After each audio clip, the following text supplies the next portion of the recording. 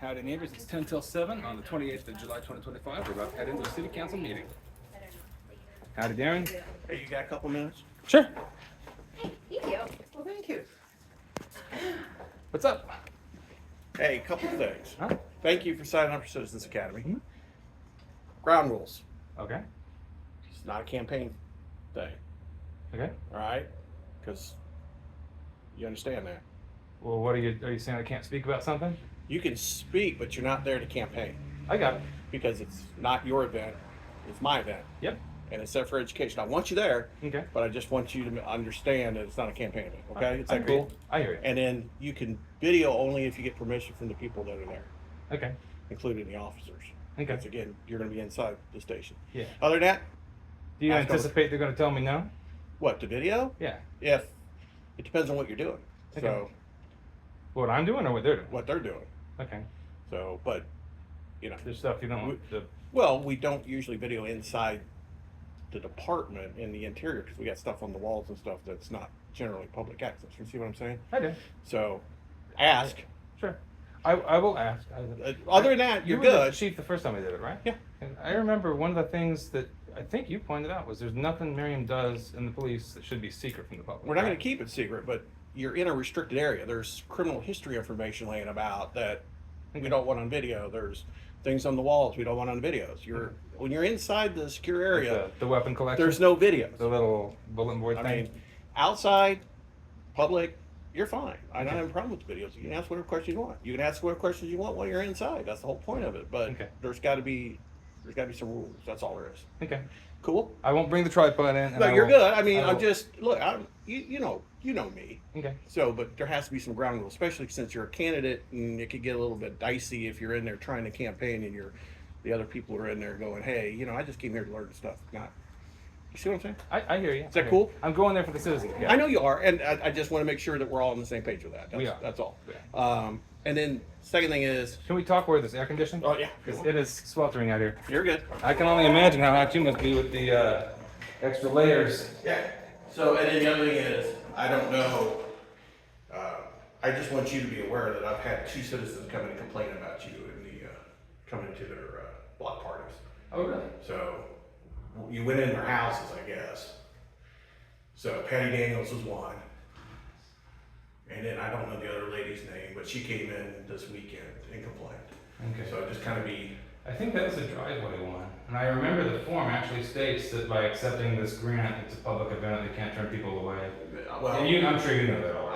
I'm not saying that they wanted to turn you away. They were unhappy with what you were doing. Okay. Now, there's nothing I can do about it, Yeah. and I told them as Oh, much. is that Mike's wife? Patty, no. But Patty Daniels, you went into her house. That you can't do, I don't remember. unless you're going- invited. Yeah, I don't remember going into her house at all. That's not what she said, but you're not in trouble. Yeah. I'm just giving I you know that. I'm just giving you some advice. Yeah. That I remember that evening, nobody went to her house except her.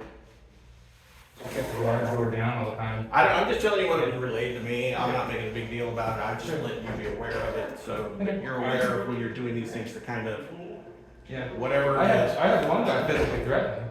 Why? Did you hear that Saturday or Saturday? Ah, what There was happened? a pool party, I was a guest there, and some guy said, "You're the politician, aren't you?" And he goes, "You son of a bitch," or something like that. And he was drunk, whatever. Yeah. But on the way out, he said, like, we were all walking away. We were walking away from the pool party. And, like, on my way to my car, he says, "You keep following me, there's going to be trouble." I'm not following him, I was going to my car. Yeah. You No, know? I'm not saying you can't go to So- those. I'm just giving you kind of a heads up that Yeah.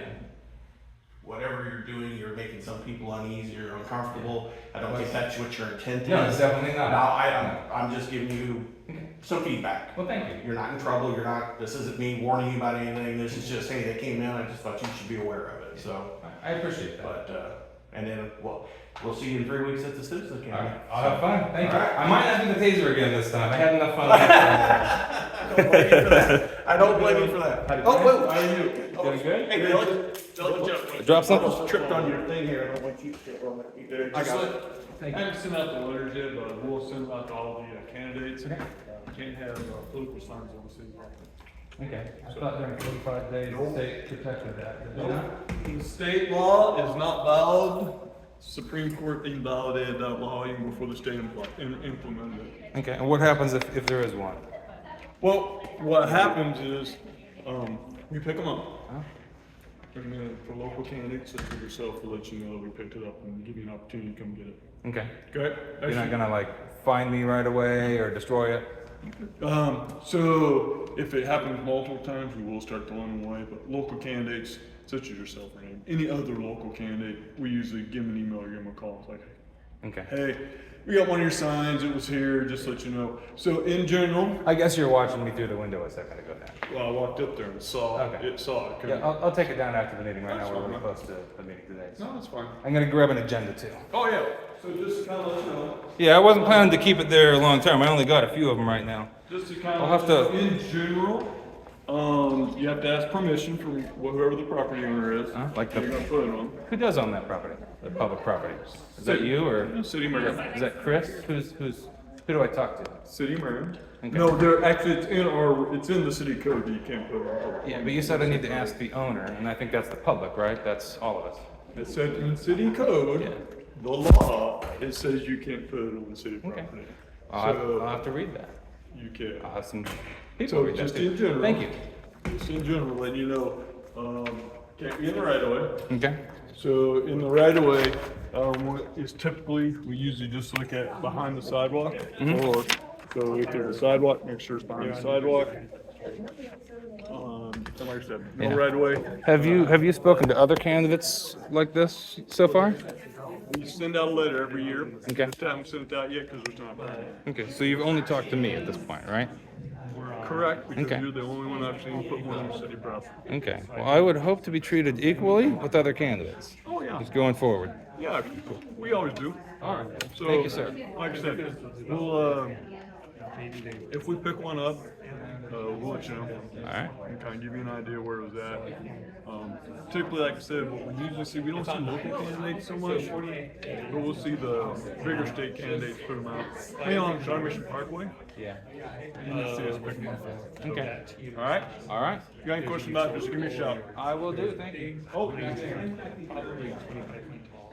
and the gravel's going away. Gravel? Which one? On, the old dog park, the old, dog park. Oh, okay. The big piles. The big Okay. piles, they were never supposed to be there. Okay. That's interesting to know. Thank you. All right, so that's the first hearing from the police and codes guy before even getting into council chambers. Interesting.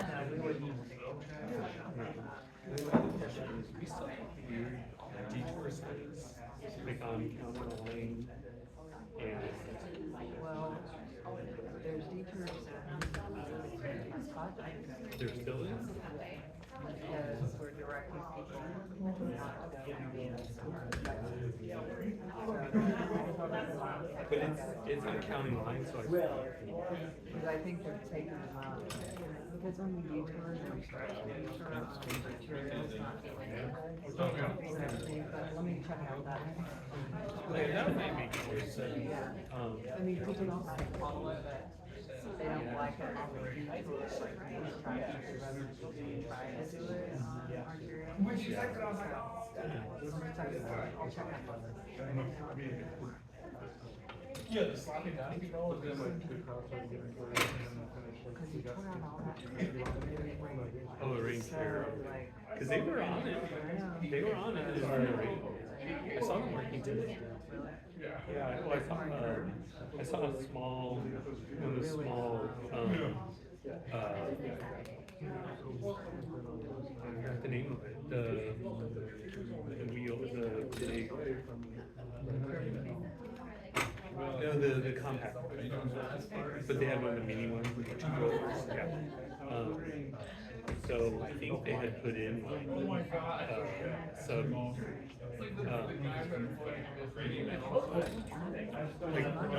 like zero, whatever you call that, zero gravel or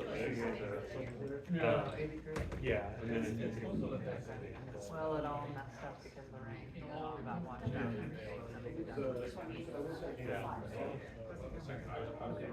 it's a hard time. This weather's everything.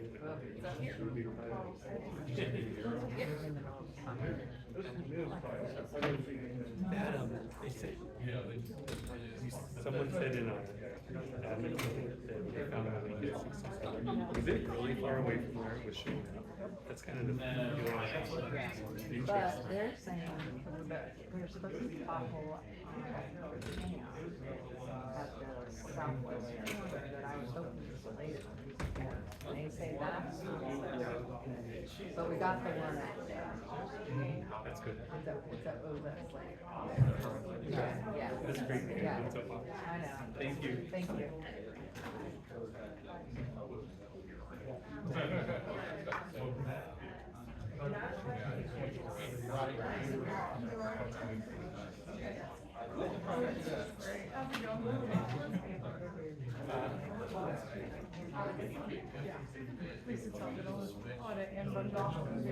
Yeah, I don't hear anyone who listens. I guess that's maybe not a good platform. Go ahead. Over the weekend, and make a whole Excel spreadsheet to evaluate all of them.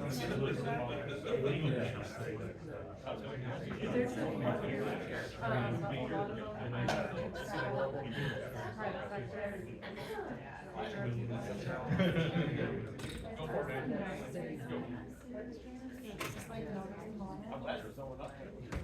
Especially in this area. They try to say where they are, kind of find people.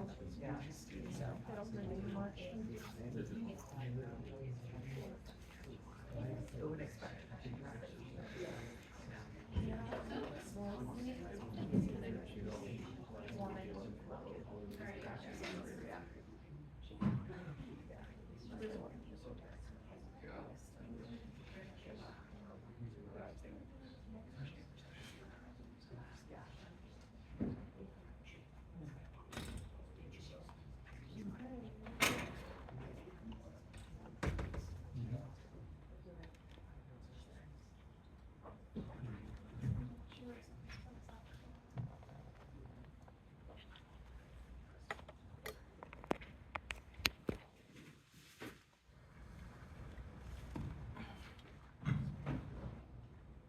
Good evening.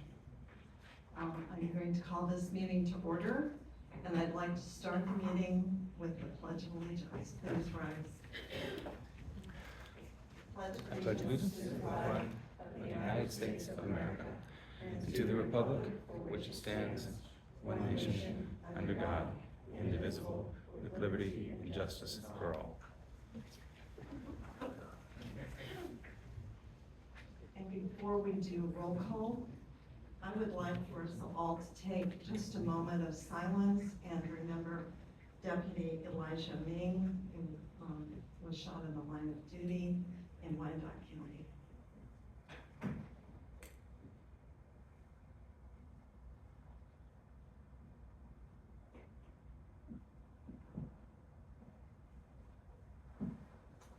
Thank you. Condolences to his family and all his co-workers, and to all of our first responders, please be careful. Okay, roll call please. Mayor Pape. Councilmember Shabeta. Here. Councilmember Kozmeyer. Here. Councilmember Hans. Here. Councilmember Caldwell. Here. Councilmember Leahy. Here. Councilmember Ryder. Here. Councilmember Silvers. Here. Councilmember Goodrich. Here. So our first item on the agenda is public items. Members of the public are encouraged to use this time to make comments about matters that do not appear on the agenda. Comments about items on the regular agenda will be taken as each item is considered. Please note, individuals making public comments will be limited to a total of 5 minutes. In accordance with the governing body rules of procedure, the city reserves the right to refuse public comments that are personal, impertinent, or slanderous. I have no one signed up. Does anyone want to come forward? Yes, sir. Please state your name and address. Good evening, Chris, council. Billy Cronin, 662. Excuse me, I'm President Hans. President Hans, okay, thank you. President Hans, council. So I mentioned the sinkhole on 67 at the last meeting, and I'm glad to report that it has been, the irrigation part of it, the leak has been fixed. There's some plates, but it's looking a lot better. I'm happy about that.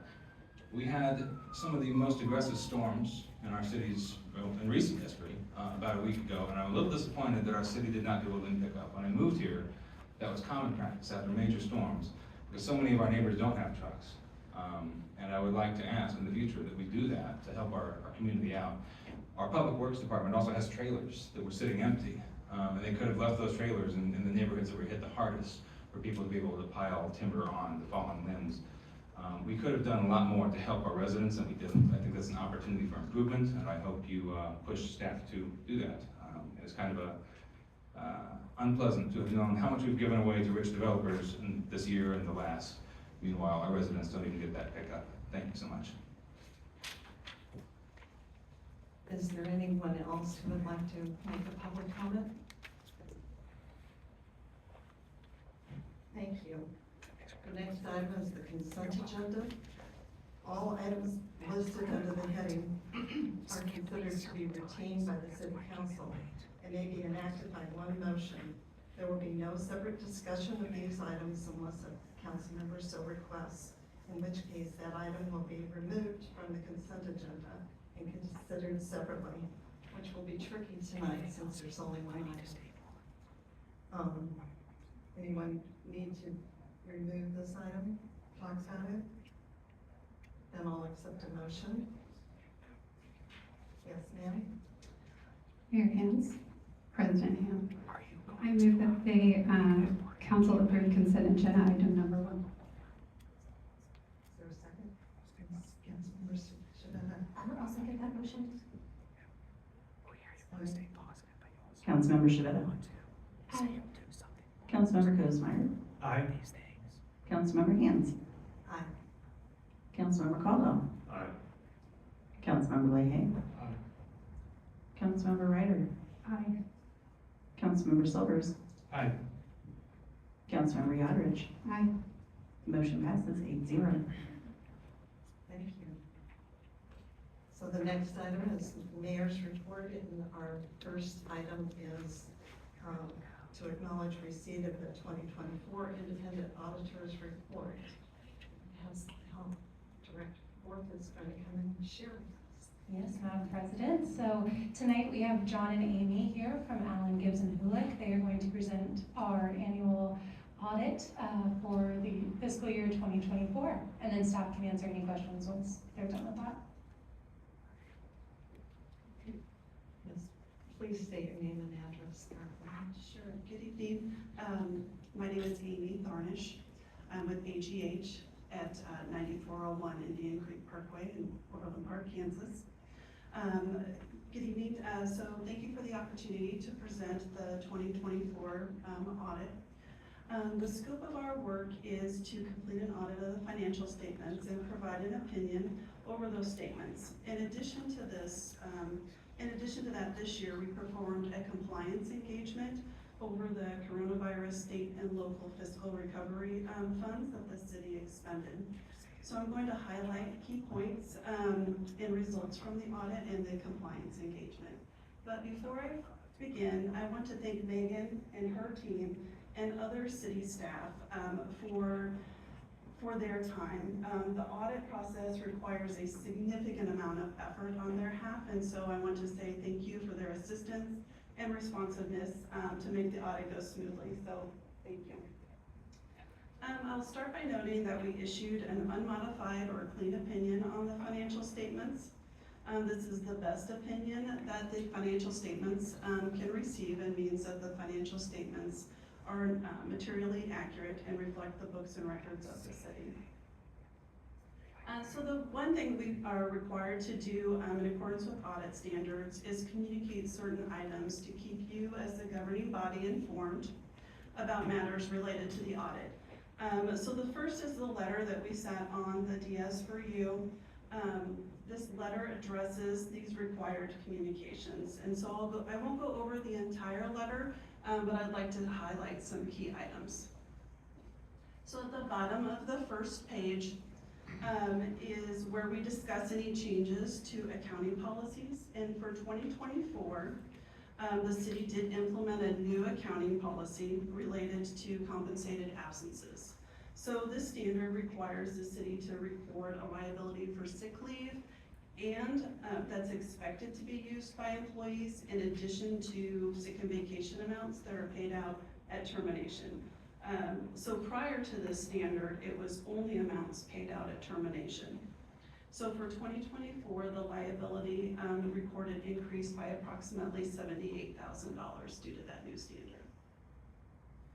On the top of the second page, we note that we did not identify any significant unusual transactions.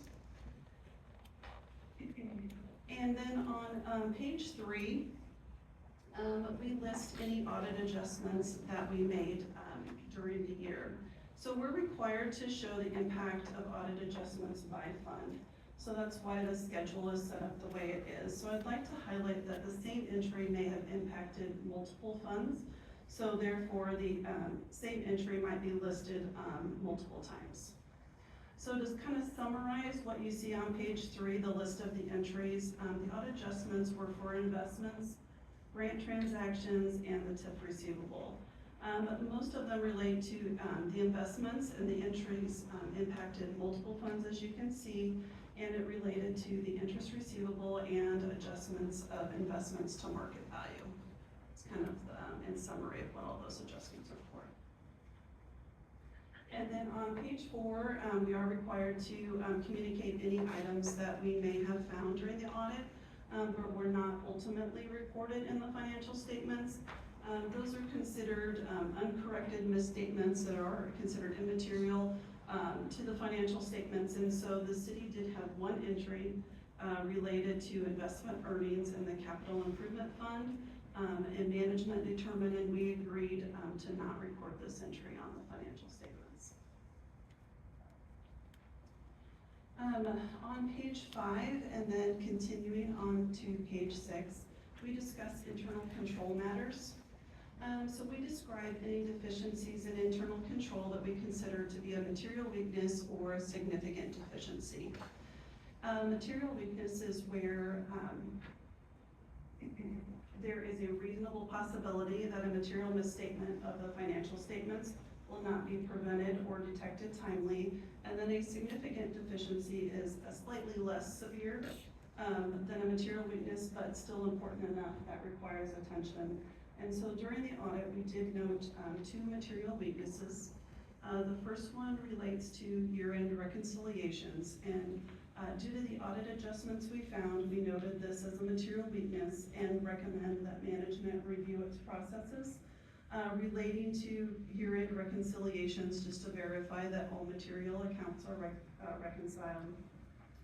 And the second one relates to system access rights. With the implementation of the new financial system and open staff positions, system access rights were granted to allow access that exceeded what is necessary, but now that implementation is complete and all the staff positions are filled, we recommend that system access rights be reviewed and just verify that only access is granted that is necessary. So we did include management's response to both of those findings, so they address how these findings are going to be resolved.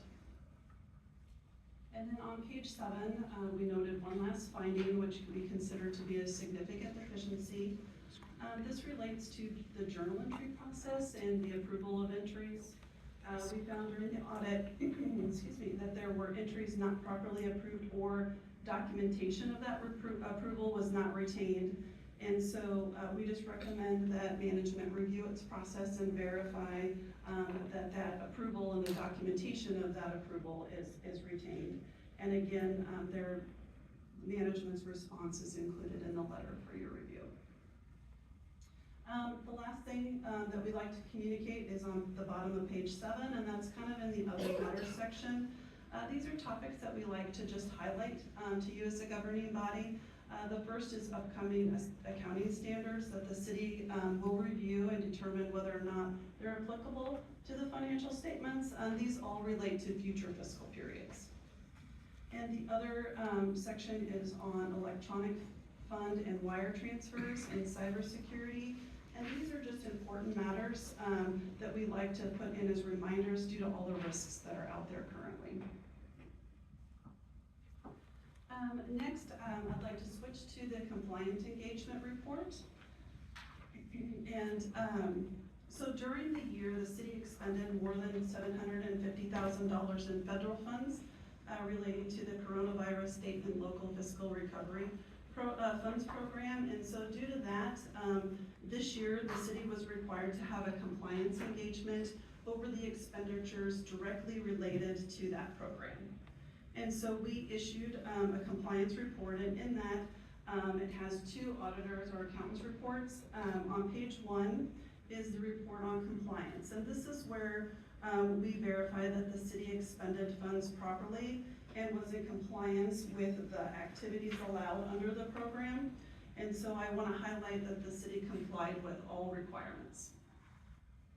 And then on the next report is on internal controls over financial reporting and compliance. And this report notes that there were the 3 financial statement related findings.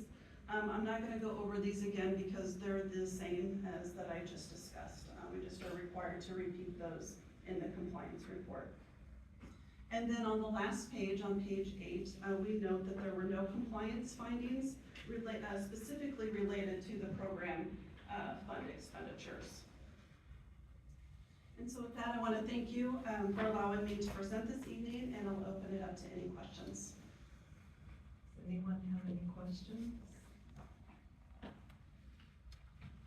Thank you. I don't have one of you, but I have one, Director Board.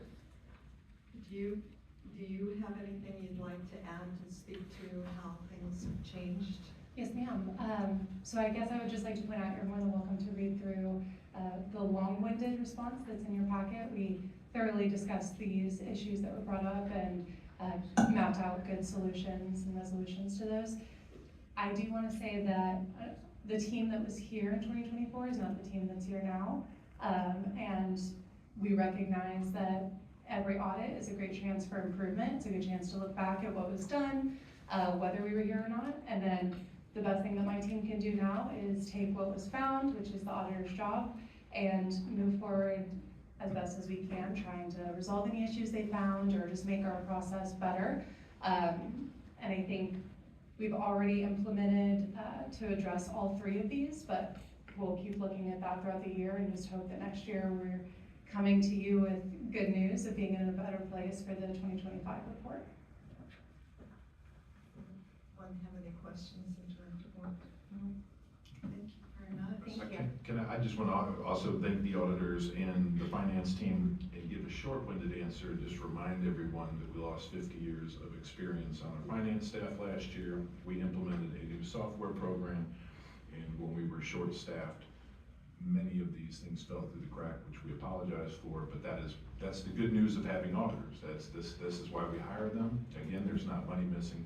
We just had some structural approval issues and some reconciliation issues that we needed to correct. So want to thank them for pointing those out, and thank Director Borth for taking up the mantle of making sure that this is addressed going forward. Thank you. I'd like to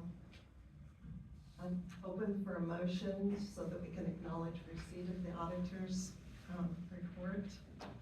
I would make the motion, but I don't think I'm supposed to. President Hans, I move that the council acknowledge receipt of the city's 2024 financial audit reports. Is there a second? Yes. Thank you, Councilmember Cosmeyer. Aye. Councilmember Hans. Aye. Councilmember Caldwell. Aye. Councilmember Leahy. Aye. Councilmember Ryder. Aye. Councilmember Silvers. Aye. Councilmember Yodridge. Aye. Councilmember Shabeta. Aye. Motion passes 8-0. Thank you very much for all your time and efforts. As you can tell, Mayor Bob Pate is not here this evening, but he was thinking of us and sent me a mayor's report last night at 10:30. So I am now going to read the mayor's report. The mayor and several council members attended Nancy Yoakum's retirement party. Nancy has been an integral part of Team Merriam for many years, and she will be missed. Mayor and a council member attended the wrap-up meeting for Flags for Freedom. The event went as planned. There probably will be some adjustments. We had more than expected tattered flags, and so we may be asking for more funds. We haven't figured that all out yet. The mayor attended the Northeast Johnson County Mayor's Luncheon, hosted by Fairway, and he feels like sharing important happenings in each city was discussed, and it was a really good meeting. The mayor attended a block party in Ward 4 and spoke to residents about what is happening in the city. He really likes the grant program for the block parties. Probably not just because he gets to go to the parties, but because it really gets neighbors together. A couple of council members met with Mr. Engel to develop tonight's agenda. And the mayor wants to point out that he traveled around the city for 3 days and helped over 125 residents by picking up tree limbs with his truck and trailer after the storm on the 17th. A thank you goes out to Public Works crew for the free limb drop-off. He said they were very helpful in helping unload the trailer. In light of the severe storms, having a place to drop off limbs is what really makes Merriam a great city. He apologizes for missing tonight, but he's on vacation. I'm going to add some of my own, and that is that several of us attended a ribbon cutting for Integrity Heating and Air, and it was very well attended. Staff and as well as council members attended that. So wonderful to have a young business person in the community. I didn't get to attend, but I know there was a Turning 5 party at Merriam Community Center. Hopefully someone had to attend. Good. Someone did. Good. And then I also picked up from the admin report that the Ingram's magazine had listed 3 businesses in Merriam in the best businesses in Kansas City area for 2025. And those 3 were Advent Health, Aristocrat Motors, and Hendrix Lexus. Just Lexus, not all of them. And that's all I have for Mayor's report, unless somebody else has something else to add. He won't mind. Okay, given that, we're gonna move ahead to council items, and Chief McLaughlin has some really exciting news for us. Very exciting. It's that time of the year again. It's UPO and STO time. Every year, I come before you with an updated version of the League of Kansas Municipalities, UPOCs and STOs. Basically, UPOC, which the first one we're gonna talk about is Unified Public Offense Code. Basically what the League of Municipalities does, they codify all the misdemeanor state ordinances into a simple device that we can approve by one single ordinance and adopt those so we can enforce those on the city level. This year, they only made a couple, or one minor change to the UPOC from last year. They added a definition to critical infrastructure facilities. They added antennas, radio receivers, towers, wireless support structures, small cell facilities, and associated support structures to that ordinance. That was really changes that the state legislatures made last year that affected these. As in past, we are going to remove sections 6.21 and 6.22 of the UPOC that involves criminal hunting because we have a city ordinance that covers those in a different way. I also listed in my memo, or my agenda item on this, that we would be removing sections 9.9, point 1 through point 6. That's an error on my part. Whereas in the past, we removed those because we had city ordinances that covered those. Since last year, we've decided to adopt the UPOC versions, and that is listed correctly in the actual ordinance that you'll be approving, and we will not be removing those for the UPOC. Other than that, I will answer any questions that you have. Are there any questions? Except for me? When is it that these go into effect? Was it 7/1? Yes, if there's any changes to state statutes, they usually go into effect July 1st unless the legislature declares otherwise. So this one minor change went into effect July 1, but we don't really cite too many people for trespassing on critical infrastructure facilities in the city of Merriam, so. Okay. If there are no other questions or comments this is some of why we waived the first reading, is because they're already in effect. So I will accept a motion. Yes, Ms. Ryan. President Hans, I move that the council waive the customary first reading of an ordinance adopting the 2025 Uniform Public Offense Code. Second, yes. I'd like to second. Yes, ma'am. Councilmember Hans. Aye. Councilmember Caldwell. Aye. Councilmember Leahy. Aye. Councilmember Ryder. Aye. Councilmember Silvers. Aye. Councilmember Yodridge. Aye. Councilmember Shavetta. Aye. Councilmember Cosmeyer. Aye. Motion passes 8-0. Thank you. And now I'd like a motion to approve the ordinance. Councilman Yodridge. President Hans, I move that the council approve an ordinance 1892 adopting the 2025 Uniform Public Offense Code. I'd like to second that. Councilmember Caldwell. Aye. Councilmember Leahy. Aye. Councilmember Ryder. Aye. Councilmember Silvers. Aye. Councilmember Yodridge. Aye. Councilmember Shavetta. Aye. Councilmember Cosmeyer. Aye. Councilmember Hans. Aye. Motion passes 8-0. The next item I have for you is approval of the STO, which is standard traffic ordinances. Again, legislators kind on us, they only had a couple minor changes. They added a new section, 40.3, which is passing a stationary vehicle displaying hazard or caution signals. Basically, it's the move over law, but they just decided to make it for all vehicles parked on the side of the road. They either have their hazard warnings on or other cautionary signals or devices displayed. They made a minor change in the all lawful operation of work site utility vehicle. There's just some wordage change. The statute itself stays pretty much the same. And then they just renumbered failure to comply with the citation from 201.2 to 201.1.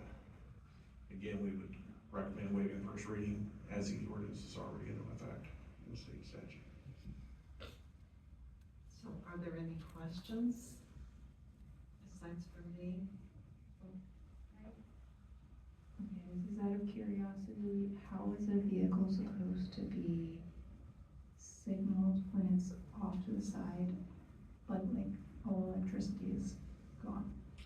You can put out flares, you can put out those safety triangles, you can put out a flashing red light behind your vehicle, like some flashlights will have those emergency flashers on them, those types of devices. The least you can do probably if you don't have that is just put your hood up. Is that correct? Yeah, I don't know if that counts for this particular ordinance, but yeah, that would be a good recommendation. Let people know you're in trouble. And my question is, what does slow down mean? If I'm on I-70, does it mean going down 50, 25? Do we know? Yes. Yes. Okay. There is no requirement for how much you have to slow down. It's going to be a judgment call on the officers whether or not you are slowing down to make the situation safer for the people involved on the side. Sometimes I can't get in the other way. Okay. Thank you. If there are no other questions, I'll accept a motion. Yes, Councilmember Godrich. President Hams, I move that the council waive the customary first reading of an ordinance adopting the 2025 standard traffic ordinance. And the second is I second that. Councilmember Leahy. Aye. Councilmember Ryder. Aye. Councilmember Silvers. Aye. Councilmember Yadrich. Aye. Councilmember Shavetta. Aye. Councilmember Cosmeyer. Aye. Councilmember Hands. aye. Councilmember Caldwell. Aye. Motion passes 8-0. Okay, and then to finish the business, yes, you have Councilmember Godrich. Thank you, President Hams. I move that the council approve ordinance 1891 adopting the 2025 standard traffic ordinance. And the second, yes, Councilmember Shavetta. President Hens, I second that. Councilmember Ryder. Aye. Councilmember Silvers. Aye. Councilmember Yadrich. Aye. Councilmember Shavetta. Aye. Councilmember Cosmeyer. Aye. Councilmember Hands. Aye. Councilmember Caldwell. Aye. Councilmember Leahy. Aye. Motion passes 8-0. Thank you. The next portion is the budget presentation, Mr. Engel. Thank you, President Hands, Council. Next item on your agenda is a budget discussion on FTEs. That they're gonna help me bring up real quick. Conversations relative to FTEs are pretty rare. We don't normally add FTEs to the budget, but one of the processes that we go through is an analysis each year when we are projecting what we need for the future budget year, and look and see if there are increases in service levels, if there are deficiencies in what we can provide for those service levels for the public, and this is the appropriate time to bring it forward. We'll have to admit there's really two ways that we look at if we need or if we're recommending or considering the addition of FTEs. We can look at current deficiencies, meaning we have hard data that says we're getting behind on something, or we have an opportunity to look forward and what I call kind of reading the tea leaves. It's looking at trends, looking at trend lines, and deciding, trying to project forward, sometimes up to 18 months on what we think the future is going to look like. Again, it's important that we remember we are establishing a budget here in July that's not only for January of 26, but December of 26. I certainly don't know what's going to happen next week. It's even harder to figure out what we're going to need in January of 26, even harder to know what we're going to need in December. And so we really sometimes are, again, projecting forward based on current trend lines. I think we've got two topics, or at least two FTEs to discuss, one that really fits each of those two different projections in terms of why we're even talking about it this evening. Let's see here. So we've got two of them. We've got a technology specialist and we have a records administrator. Again, each of those probably are going to be based on a few different data points, some looking backwards, some looking forward. The first one is our technology specialist. That is going to be embedded in the IT department. It is pay grade K based on our salary survey, which would put them in a range of 60,200 to about 88,500. That would be the range for that particular position. It would be banded in that pay grade K, same as an accountant, foreman, customer services manager, or a entry-level police officer. Total compensation estimate, that salary and benefits, is about 97,500. That's an estimate because we don't know what type of benefits they're going to access if and when that position's hired. Justification is really just that as we continue to grow, our IT has continued to grow. We have not grown our IT since I've been here for over 12 years. Actually, I don't think we've done it in over 20 years. I think Andy has been the IT department since. It was part-time when I started. Yeah, since before we had IT. Right. So a little bit of background information. We did a 10-year look back, If we look at our end user devices, 10 years ago we had roughly 80, we had to estimate that. But we know now with end user devices, we have about 200, with people that are in the field that use technology. We have several terminals that are in our police cars. We've got terminals that are in our public works vehicles and our codes vehicles. We have all of the devices that are in and around the buildings and our facilities. Software platforms, we had approximately 12, we have over 40 now. When you think of all of the different things that we do, all of the different interfaces that we have that link in and out of our website, those are growing exponentially over the last 10 years. Your Internet of Things connected devices, those are going to be everything from your smart thermostats to your cameras, to your doors, to all of the things that connect to the servers and the internet. That's now over approximately 150. Virtual cloud servers, this was a number I actually had to go back and get a little bit additional information on, but we have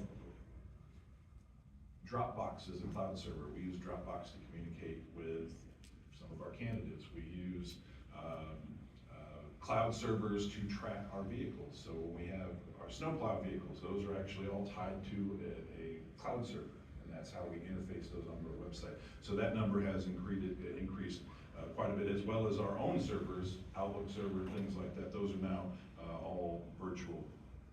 This is the big one, is our help desk tickets. As we've increased all of these points of access into our IT infrastructure, our help tickets go up all of the time. So now as we have more devices, we have more need for those things to be maintained, whether that's something as simple as I need a battery changed in my mouse, and we go, well, maybe that's why it doesn't work, go get your battery, test it out.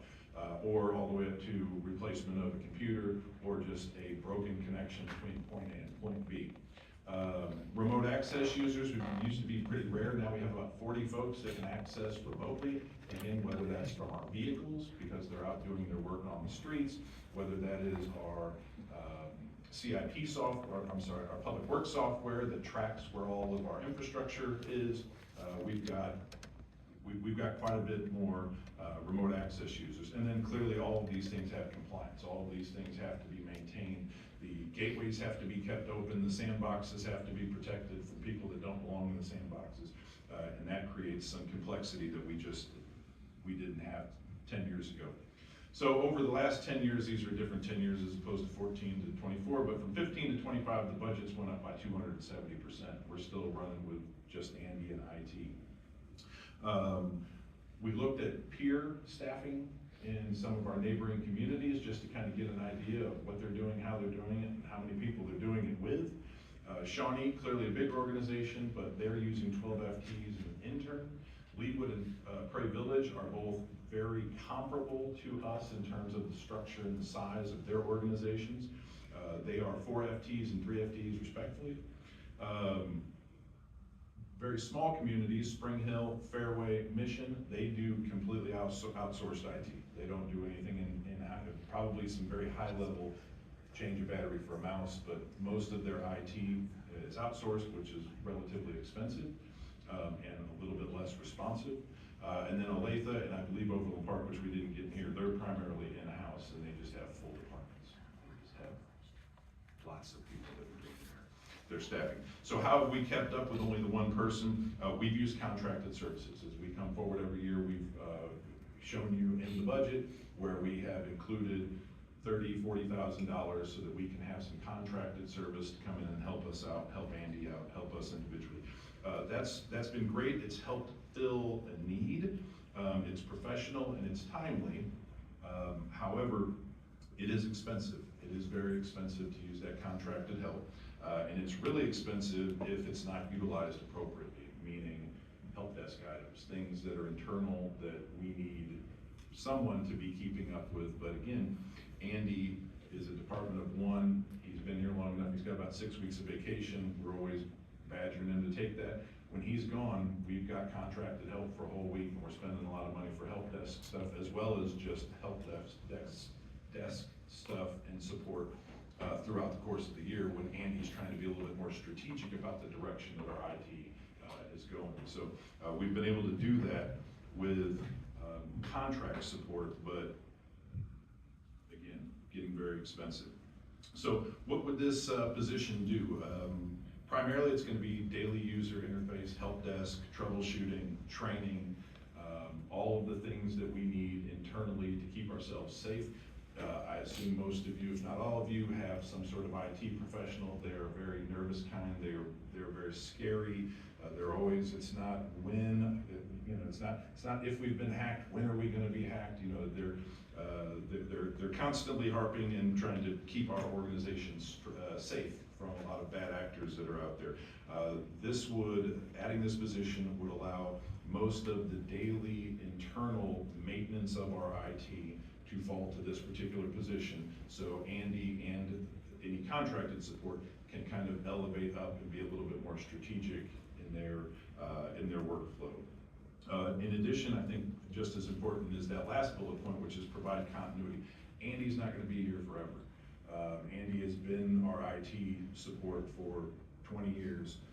At some point in time, he's going to leave, and this is not going to be a frisbee toss. This is going to have to be a slow baton. We're going to have his hand and potential replacement's hands on that baton, because we can't drop our IT support. It's just too critical to our infrastructure these days and our service levels. So being able to have someone that can potentially replace Andy is important. And then again, it allows us some smarter use of contracted services. Again, current model, we've got pretty costly, inefficient way of doing some of our business just because we don't have the FTE support. If we can add this person in here, then city staff can handle those daily support and help desk items, routine maintenance, while the consultant could focus on cybersecurity, networking, strategic planning. Those are the things that really do the most damage, and we really need to devote that higher level time and thinking and effort to. This position is baked into the budget that has been previously presented to you. That was shared on a slide, I believe, the last meeting. We certainly can remove that from the budget, but just to let you know that the budget is currently built with this position in it. Again, we can remove it if you would like. That being said, I'm happy to answer any questions anybody has about that position. If I can't answer them. Okay.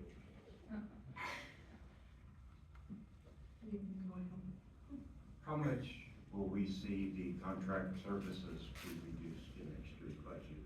That should offset a good portion. I don't have an answer for that off the top of my head. I would assume not at first a whole lot. It's going to be a periodic decrease over the next few years as we bring this person on board.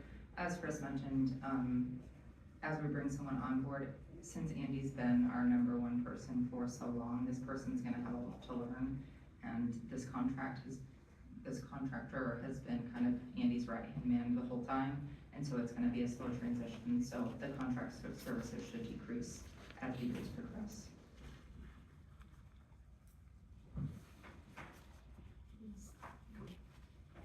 Not necessarily a question, but it was a little shocking to see 1,200 help desk tickets, and then I was glad to hear that Andy's not responding to all of those.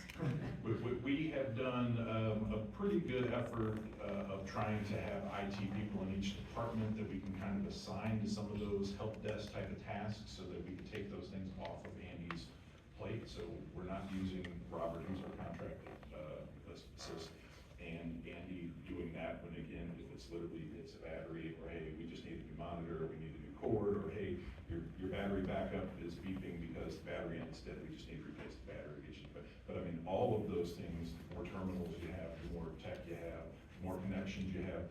One of the things we didn't consider is, you know, when you go through a lot of public safety interfaces that interface either through Overland Park, because we use Overland Park, or the county, there's a lot of security and gateways and a lot of protection that goes through all of that. And when those things, little things fall apart, we go blind on a lot of things. So there's a lot of large, I wouldn't say they're projects, but large help desk ticket items that occupy quite a bit of their time. So we've tried to push some of those smaller things down into the buildings, but nevertheless, they still exist.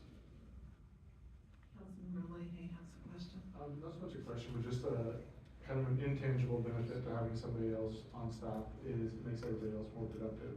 That they're not waiting on Andy to get to their issue, and they're not sitting on their hands or being hamstrung by their inability to work or something like that. So That's our hope. That's an intangible benefit, right? That's our hope. Caitlin did a good job of summarizing. Andy really he's built everything that we have.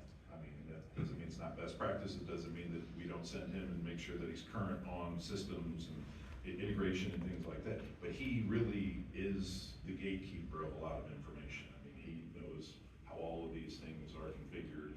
And again, not that we can't bring someone in to learn those, but it will take some time because he has literally handcrafted this on his own.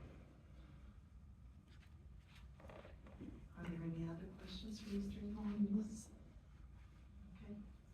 Again, this is baked into the budget. We're happy to pull this out if that is the request of the council, and we can have an independent vote on this. But again, from a staff perspective, we built this in the budget because we felt that it was needed and it was justified. We just did not have the opportunity to get this explained when we did the initial presentation of the budget. So I apologize for that, but again, baked into the budget. This second position is not baked into the budget yet. And that position is a records administrator. So records administrator would be embedded in the admin department. It's pay grade H, that's $51,600 to $72,200. That would be the same as a facilities worker 2, a maintenance worker 2, or a mechanic. We anticipate that the compensation estimates, salaries and benefits would be $85,500. The duties of this individual would be they'd be responsible for maintaining, receiving, indexing, retrieving, archiving, and destroying any records in accordance with applicable laws, codes, and regulations, preservation of historical archival records, and then provides general office support. So those would be the tasks. The justification for this is more projection-based. When we talked about the 2 ways that we look at bringing on potential new FTEs, this is really, we're reading the tea leaves. But I do have some data points to share with you that kind of inform why we think this is the direction that we need to head.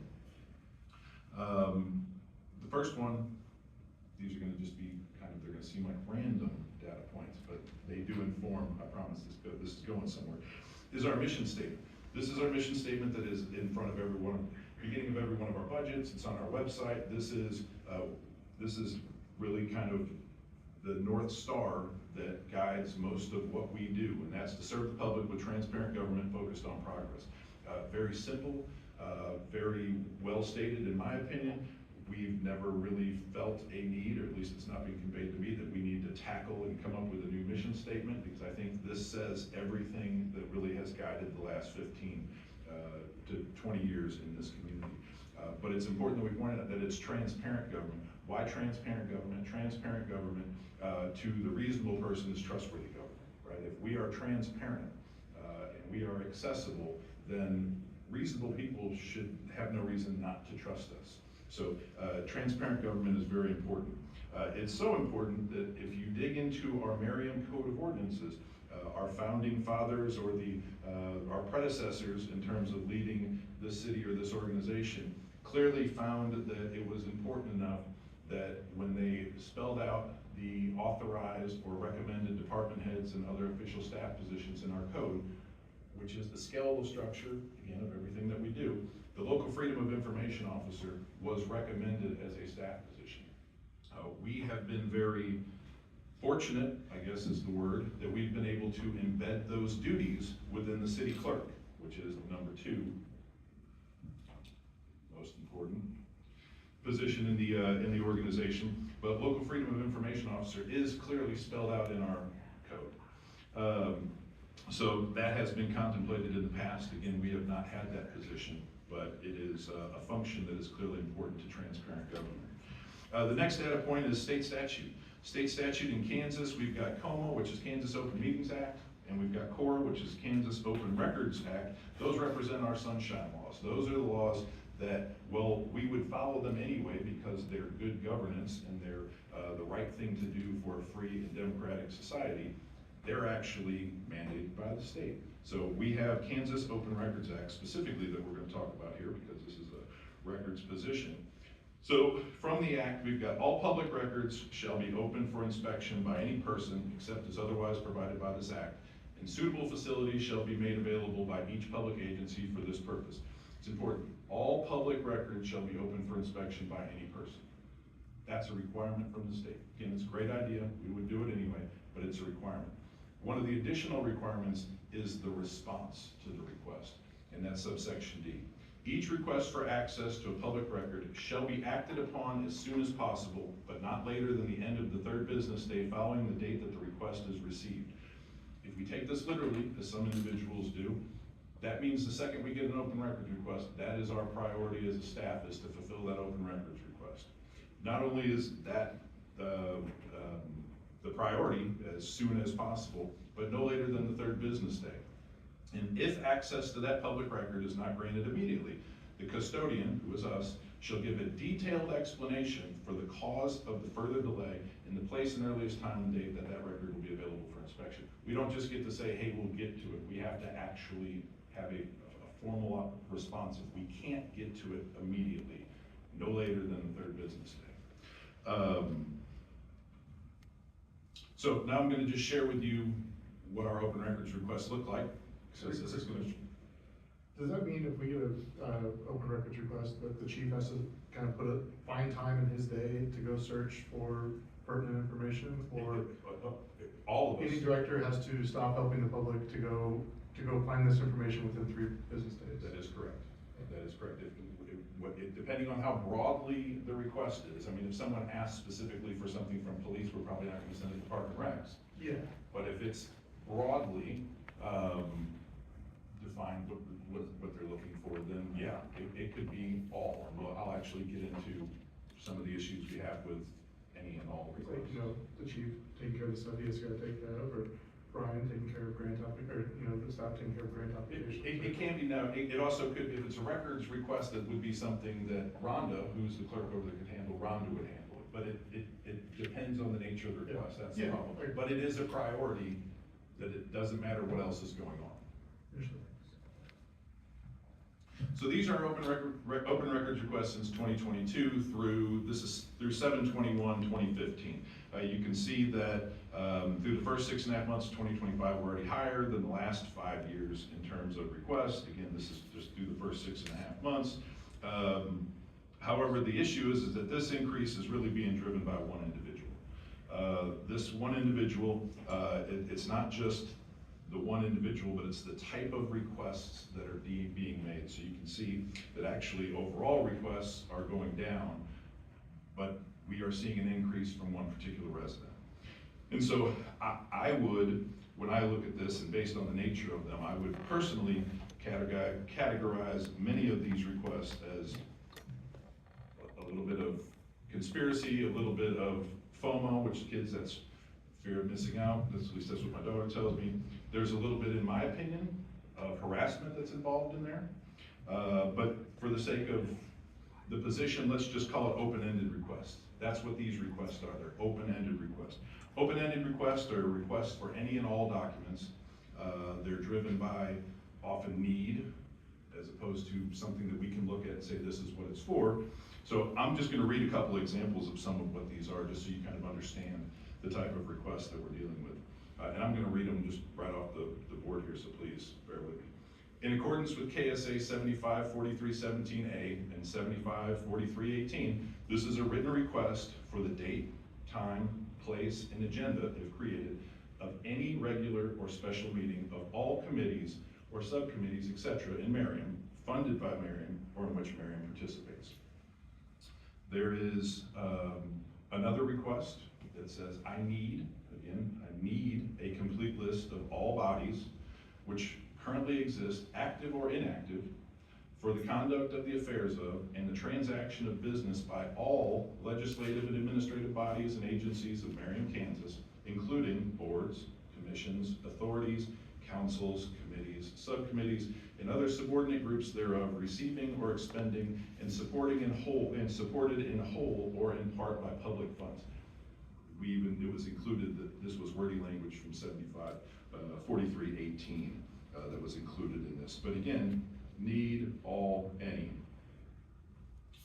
More open-ended requests. We've got any electronic mail, which is email, text messages or memos containing this individual's name sent by city employees between the dates of X and Y, this was a 6-month period, not directly sent to the individual. present on any device or service controlled by the city or a city employee at the time of the request. All 2025 correspondence or memos regarding this individual between any department, particular department staff, and other city staff. All 2025 correspondence or memos regarding this individual between this particular department staff and elected officials. All 2025 correspondence or memos regarding this individual between any department, staff, and any third-party personnel or firm hired by the city. Again, open-ended, any and all. These are several requests that we have, all block party grants applications for this particular year. I'm interested in both of them for any parties to occur in this particular year or any forms filed in this particular year, if that's how you store them. Application to hold a neighborhood block party grant. Subsequent requests are block party applications with receipt number 50 to 61. Subsequent to that, block party applications with receipt numbers greater than or equal to 69. Subsequent to that, block party applications received on or after this particular date, likely the same ones with receipt numbers greater than or equal to 69. So we're even into maybe some redundant information here that's already been asked for. We usually try to do our best is that any and all requests require an inordinate amount of staff time. I mean, this is not just taxpayer dollars, this is an inordinate amount of staff time. We have attempted to narrow these requests to save taxpayer dollars, to save staff time, so that we can narrow the request. This is an example of a response to an any and all, and these are all almost verbatim. City has 118 employees who will all need to search their email per your request. After those emails are located, staff will then be required to sort through those emails to eliminate those not directly sent to you within the time frame specified in your request. This process will take several hours to complete, which would greatly exceed the $20 limit you placed on your request. Per the city's schedule of fees, research fees for records is charged at a rate of $25 an hour. That $25 is a problem. I'm going to address that in a couple slides here. That is insufficient amount of funds, and internally we don't apply that in all circumstances that we probably should. But we'll talk about that in a few seconds. If you would prefer to revise your request to limit to certain employees, it would greatly reduce the staff time cost. The request as submitted currently could cost in excess of $500. 118 employees spend 15 minutes each. That's 29.5 hours times $25 an hour. It's $737.50. That's what we would charge. That's not actually the cost of the effort. That's just what we would charge. And then please advise as to how, this is all from the same response. Please advise as to how you would like me to proceed with your records request. I've attached a records request form should you choose to resubmit a modified request. I'm going to come back to the records request form too here in a couple seconds. Another example of attempting to narrow these requests to save some staff time and taxpayer money is to try to seek some clarification. Can you please provide the date of the city council admin report email you were requesting? The most recent does not provide adequate information to ensure I'm providing the correct record you are requesting. In response, we get, yes, it does. You know very well what I asked for. Do you think the district attorney or any judge is going to find that response reasonable? We're just trying to streamline what the request is. So back to the records request form. We have tried to streamline this over the years. We started with a form, tried to create a form that would streamline all of this, that would ask for the right information. We have recently spent staff time, taxpayer money, to create a database for the submittal of open records requests. Many of our neighboring communities only accept them via open records request. And it also helps us track the request. These are responses that we've received to streamline the process. Statute does not allow bodies to mandate a specific form for request of meeting notice. Another response we received was, you have in the past asked that I use a specific form, so to save us time, acknowledgement of why we asked, I will note in this initial request per Kansas statute that I am not required to use a specific form for this request, and I do not intend to repeat this request in another form. When we've asked for ways to, where is compromise in here so we can do something about these requests? This is compromise. Compromise is being included on, voluntarily included on all communications.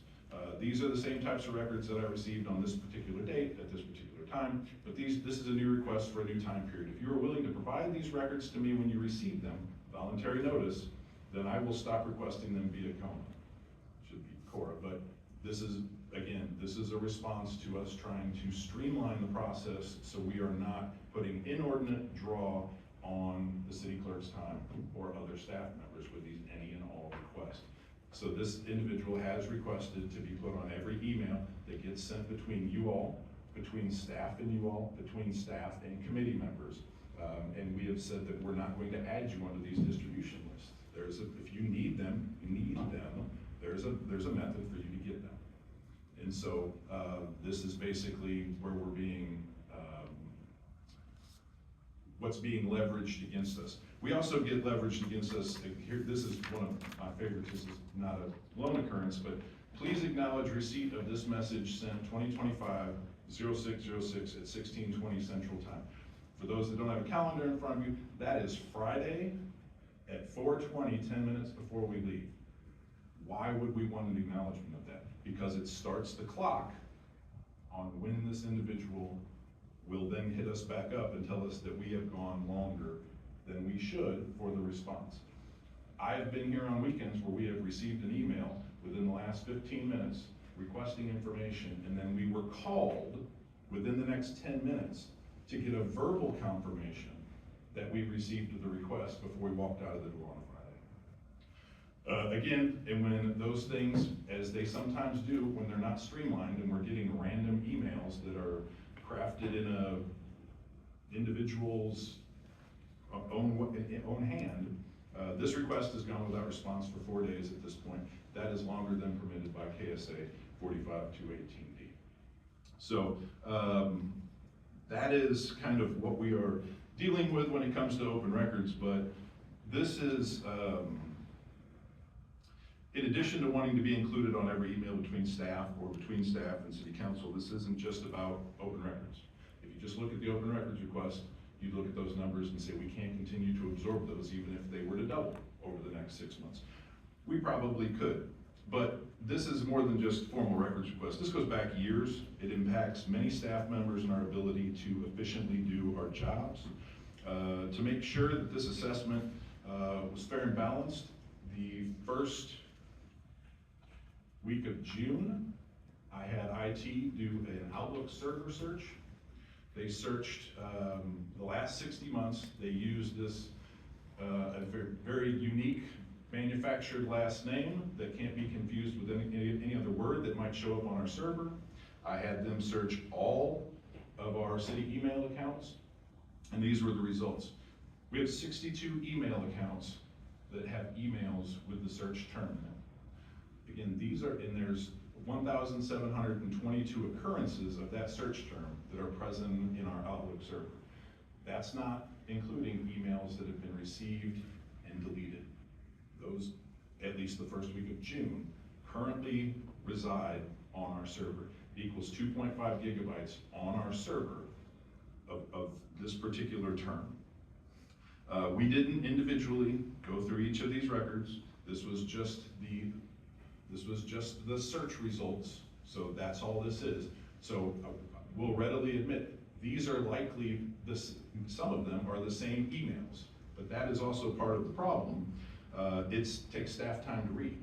If we send one email to 6 people and it takes them 5 or 10 minutes to get through all of it, that's 5 or 10 minutes of staff time that is still being expended.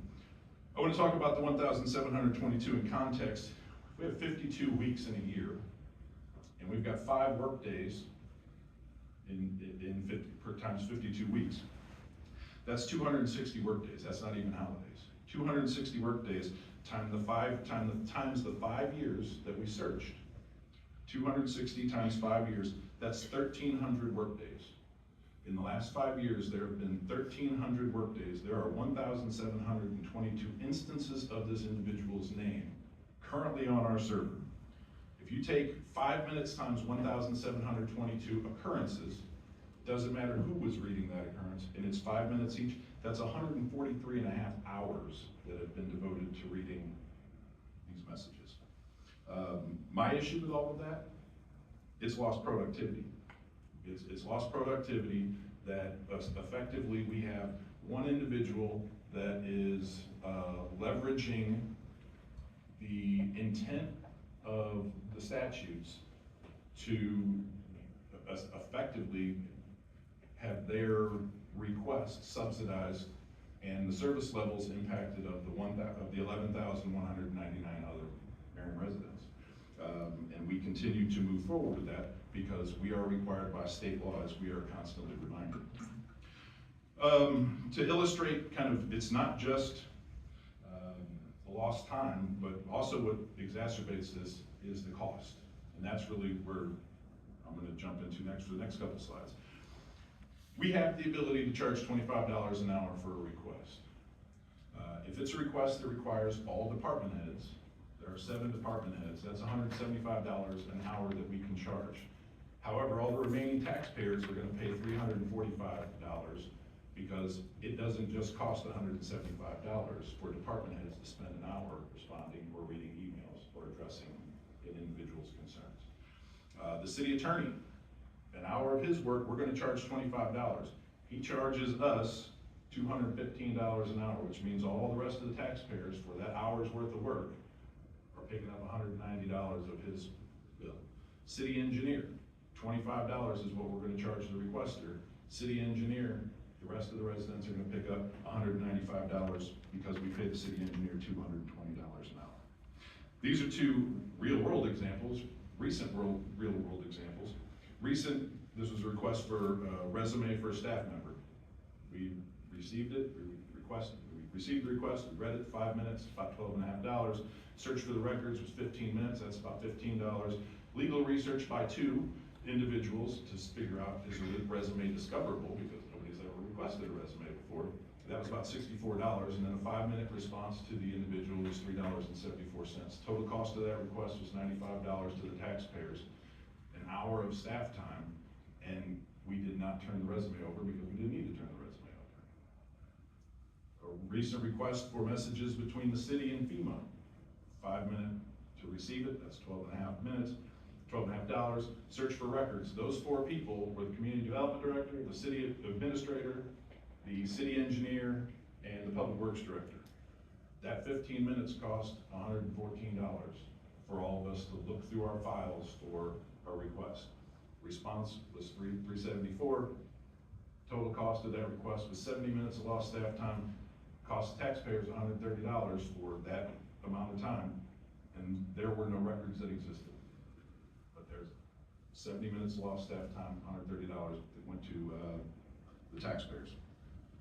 Again, it's not just the general public having to subsidize the needs of a single individual, it's the loss of productivity that comes along with it. So what are the solutions? I don't have great solutions. I have 3 solutions. We can add a records administrator.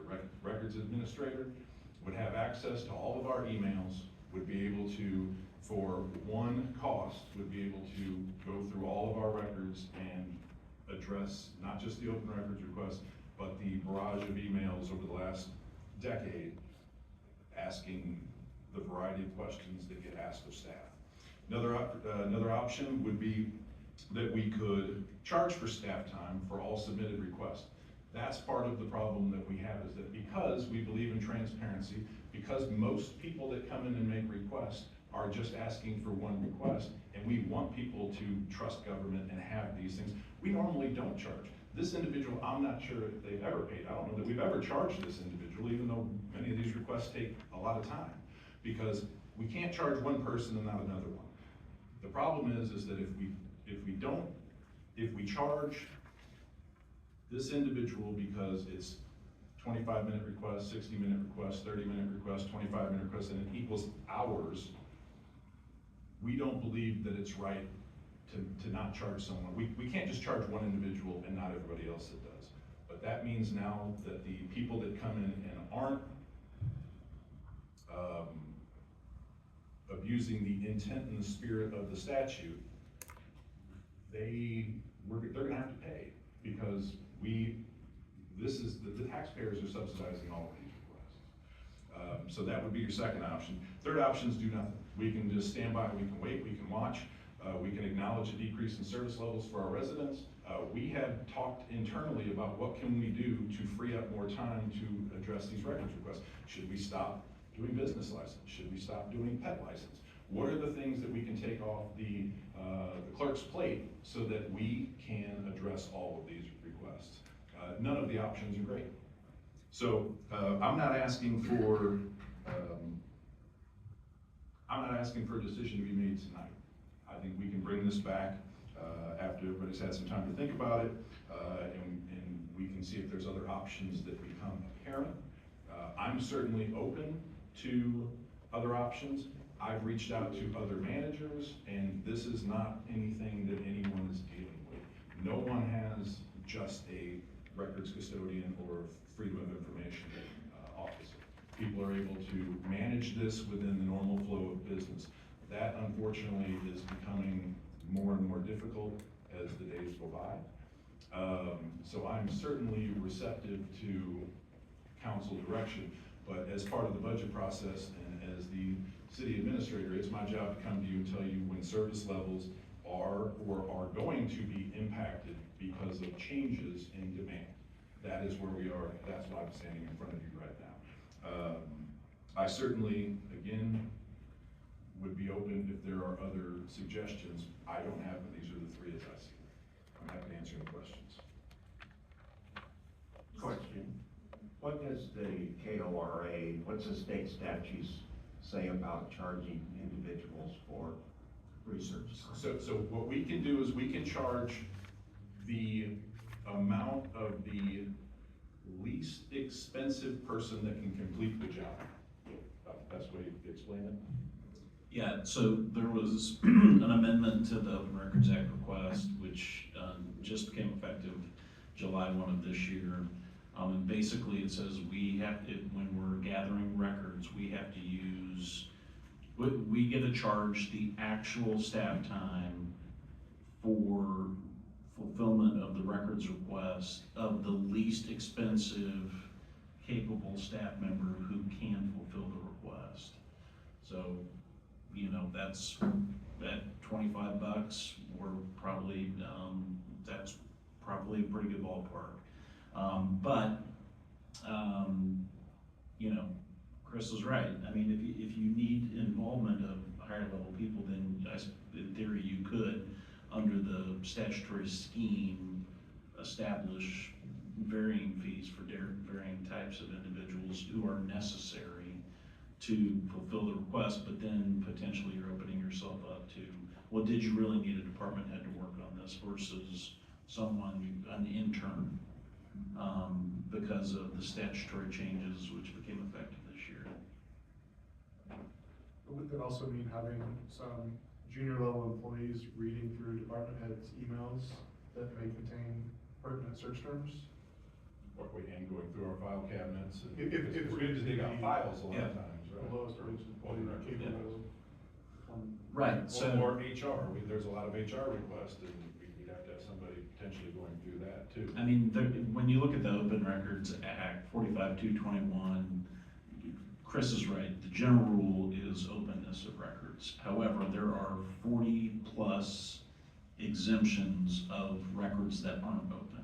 And so oftentimes we don't know whether something that is part of an email scrape is going to fit within one of those categories without a fairly labor-intensive review of all of those records. One of the things that I always get from the jurisdictions I represent is attorney-client privilege records are not subject to disclosure, but you know, so you don't waive the privilege, you have to be mindful as to who has eyes on those types of records. So yes, you do have to take confidentiality considerations. Personnel records, you know, every department I know of treats, for example, internal affairs records over at the police department as personnel records. Those are highly sensitive. Those have individuals in there. You've got victims' names in there. You've got confidential informants' names in there. Same with the criminal records. So yes, you have to be very mindful as to who is reviewing the various records.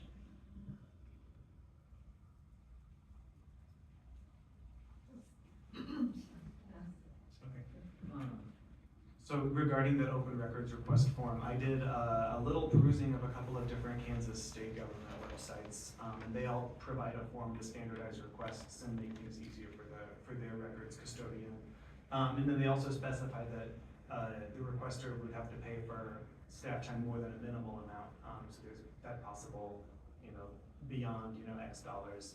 And then just next door in Wyandotte County, the UG, they mandate either using an online web portal to do open records requests or requests by mail, just to maintain a consistent and traceable record. I wasn't able to log in, or I didn't create an account to log into their system, but the system also, it sounds like, makes the requests themselves public, which I think is an interesting exercise in transparency there too. Yeah, we created an online submittal form, again, devoted quite a bit of staff time to make sure that, again, if the clerk is not here, that it gets routed and we don't lose these things somewhere in that email vacuum. We haven't been successful. What we have done quite a bit is she will receive the requests from this individual, and then she will just put them into the system herself and respond through the system, but that requires an extra step of her putting it in there. But yeah, we have an online option. We have an online option. What does statute say about the online form and being able to enforce the streamlined capability of that? Says you can. Says you can have a form, but they can, a records requester, as long as they submit a records request, then the municipality has to take it in whatever form it exists. So how do our neighbors, like the UG, say they have to use the form? They may drive people to that form, but I mean, I represent the UG in all kinds of matters, but if they get a request that doesn't use the form, they will still honor it. I think I saw on their website that they requested via the form or like mailed in requests, so I don't think like an email or a phone call. Yes. Okay, so just so I'm clear, we tried to set up the form to expedite the process and reduce the burden on staff time. And rather than follow that process that reduces the burden on staff time, the person in question has continued to circumvent that and submit any type of question they want pertinent to the Kansas Open Records Request Act. That may take more staff time, more hours, greater burden to the taxpayers, correct? They are not using the online form that we have provided. I will also say real quick, Bruce, to you, the professional services rates, working in a firm that does professional services, those are pretty good rates. So I know that my office charges quite a bit more for our individuals. Another question, are the record requests, open record requests, subject to open record requests? They are individually, if you're looking for. So if I made a request that said, show me all of your open record requests, would you provide me with all the open record requests? So we've been talking about this one individual, but if someone asked for them all, we would all know who that individual is. Okay, sure. Thank you. Any document that we have, if you wanted us to research, cull those, put those together, create a document, that would not be an open record. Which would include all of these open record requests that have been but the individual made records are. so that could all be with anyone. Okay, thank you. Made public, I guess. I had two items. I think the thing that I found most shocking from your presentation is that someone would request block party grant information, and I find that concerning because that has people's names, phone numbers, addresses, which is part of filling out an open, a grant application, but I just find it really concerning that someone's pulling that information. We redact everything except for address and name and address. address. We redact email and cell phone. Email and cell phone number, but address and name. And I just wanted to say that I think this new position could save the city a lot of money. I did do a quick little search and I noticed that if the person is hired at $85,000 salary cap, I guess, for that position, is that correct? That would be the long end. It would Yeah. That is equivalent to more than 4 large item pickup.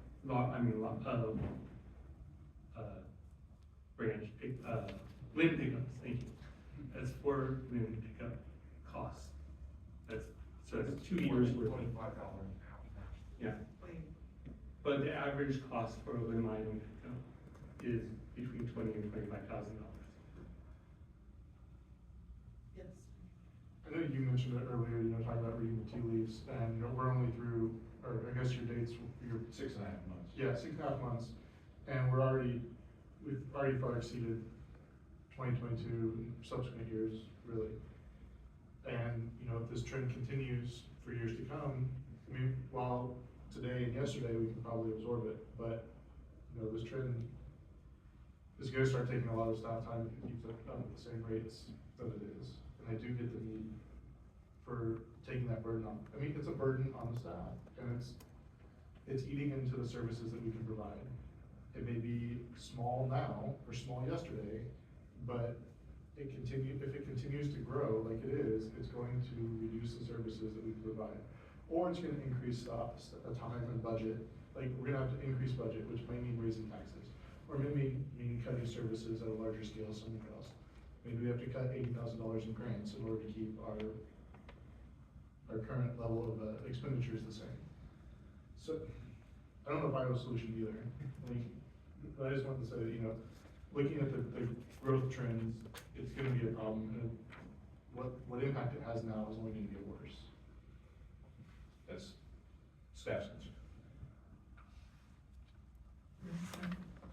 Yeah, so looking at that KSA 45-218, where it talks about core requirements, so I don't think, right, it can probably be proven that this dramatic increase is intended to disrupt city functions.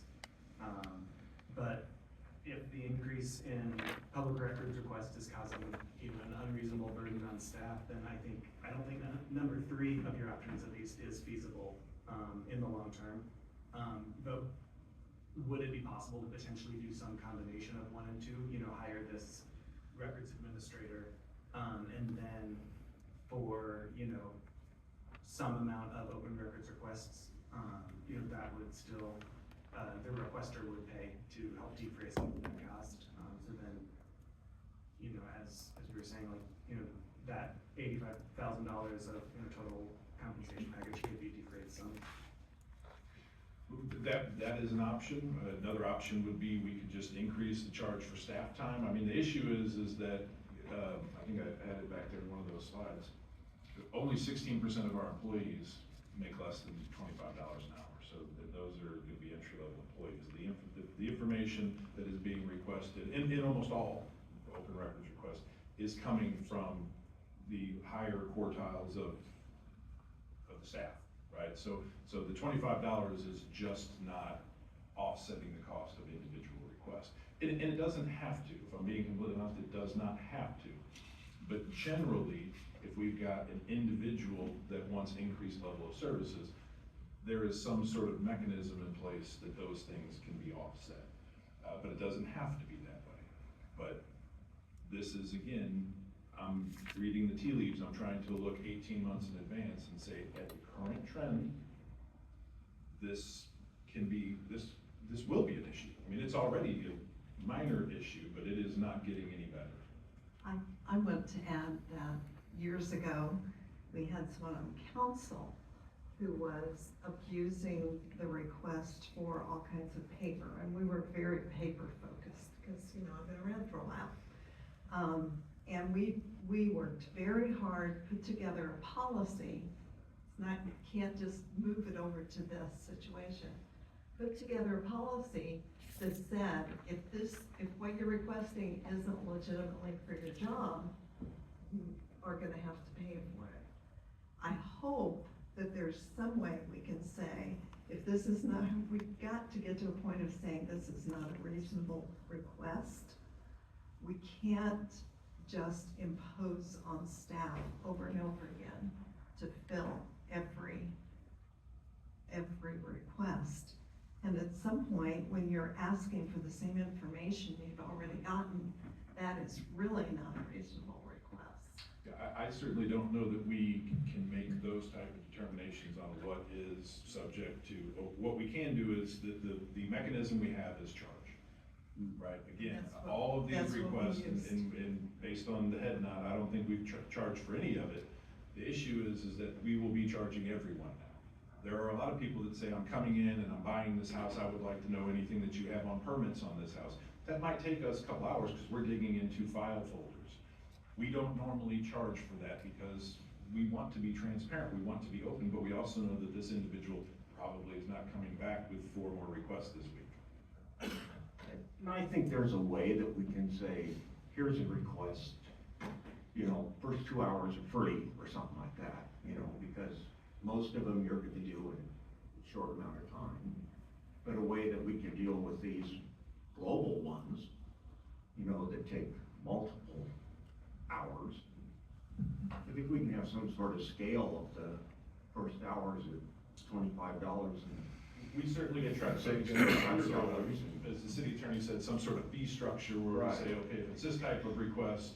Quite frankly, we probably are gonna end up with a records administrator trying to track all of that.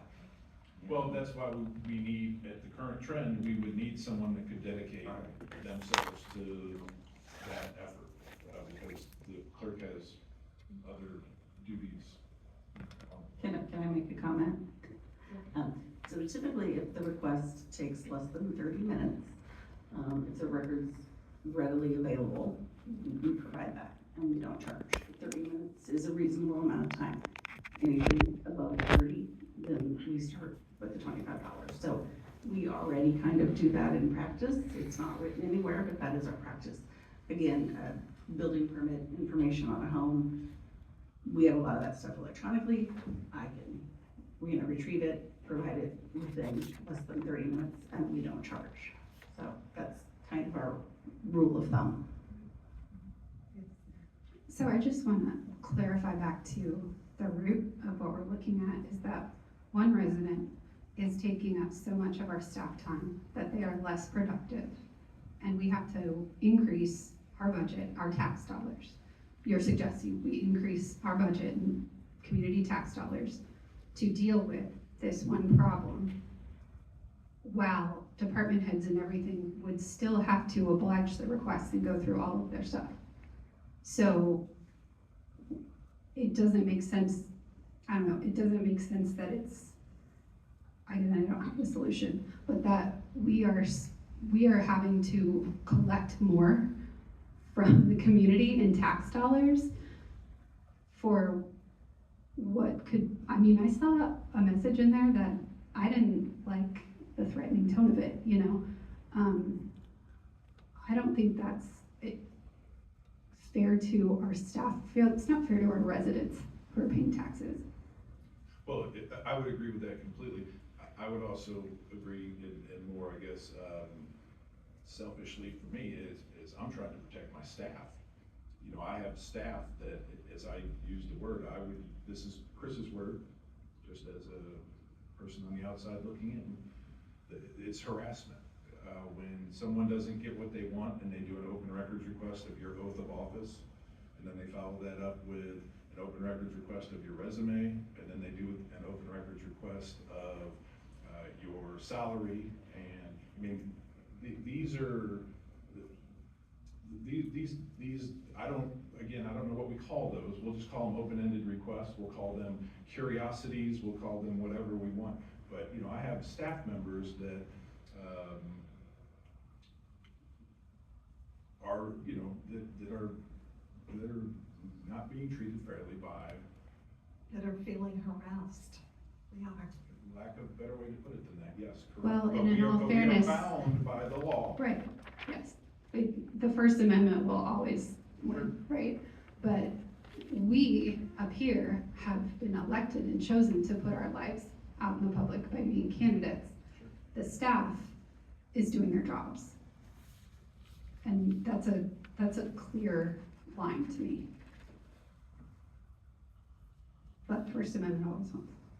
So again, I'm not, it is becoming clear that this is not a clear-cut answer for this particular thing. I think what perhaps staff could do is try to put together a better roadmap for requests, a better roadmap for when and where and how much we charge, and come back and present that to council as an alternative to this position, or maybe as an accompaniment to the position to offset the cost of the position.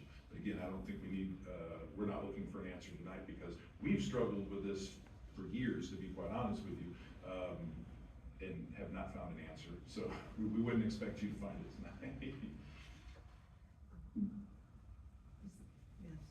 Sorry, I just have one more thing to say in regards to the budget. Like, we're talking about lowering the mill rate, and that's based on the budget that we've been building. But if we add this position in, we probably won't be able to do that. We would have to dig pretty deep and look at our projections. To provide the same level of service that we've already been talking about for the last couple of months.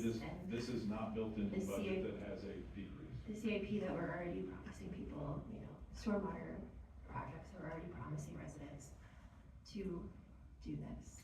So we might have to increase or not decrease our mill levy to accommodate what's going on. We would have to put that in the budget and see what that would look like. Or reduce services. Or reduce services, that is always an option also. But is it an option to anyone up here on the dais that we would reduce services? What we swore to help our residents with? Just an open answer or a question, I don't need an answer, just like Yeah, I just point that out, that's part of the decisions because of this issue. So theoretically, if things kind of go back in reverse and our one resident stops requesting so much, this records administrator position would essentially become obsolete. That would be a risk, yes. That would be a risk. If we had this position and we didn't have the work for this position, yes, this position. Again, this is projecting out and assuming this is the new norm. And that's why I would be more supportive of having some kind of a schedule of a request, a hierarchy of costs, instead of an FTE. I would suspect that more paid requests, there would be less requests fulfilled. I don't know that there would be less requests, but there would be less requests filled if it actually costs money. That would be I would suspect that, but I don't know that because we've had it charged. I was just curious, how far into the requesting process do you usually go before you realize, that it's more than just a 30-minute question and it would require discussions with the lawyer and all of that? I'll let her answer that. Yeah. I'm sorry, could you say that one? Yeah, no, I'm sorry. Like how far, so after you receive a request, like how much are you usually able to understand, like within reading it, if the request is going to require a lot of time, discussion with the lawyer? Yes, typically, especially when they say any and all, or they're asking for things that I already know are maybe questionable, that we are exempt. There's been several times I've had to consult with the city attorney to say, they're asking for this, it's, kind of wonky, and get an opinion on it. So, there are times that we have to consult with our legal staff. So then we'd still sort of be at risk if requests are made that then aren't followed through with, that, the city's still on the hook for, attorney time and department head time for coming up with. Sure.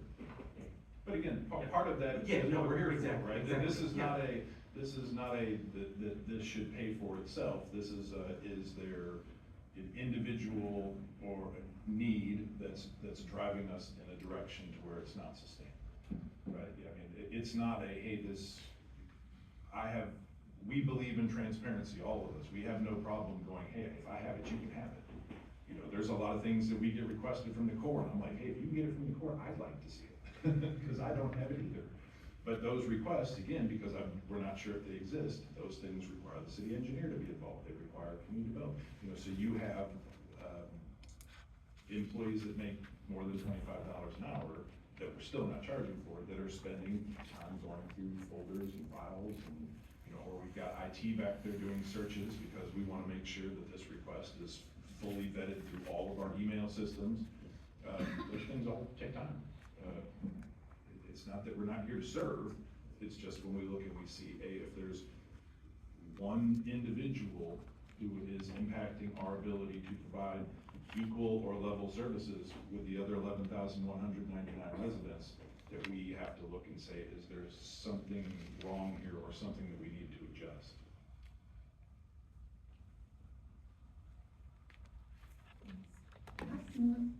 Sorry, one more thought. As part of the roadmap that you were talking about coming back with at the next, whenever we talk about this again, as part of the budget, would that also include kind of an idea of what, if we were to go with sort of like option 2, like what that process would look like, or like a high level idea of what that process would look like? Yeah, we would have some sort of roadmap where we would say these type of requests that require, maybe department heads would have this, these type of requests that the clerk clearly can deal with in X amount of time, would have no cost or this type of cost.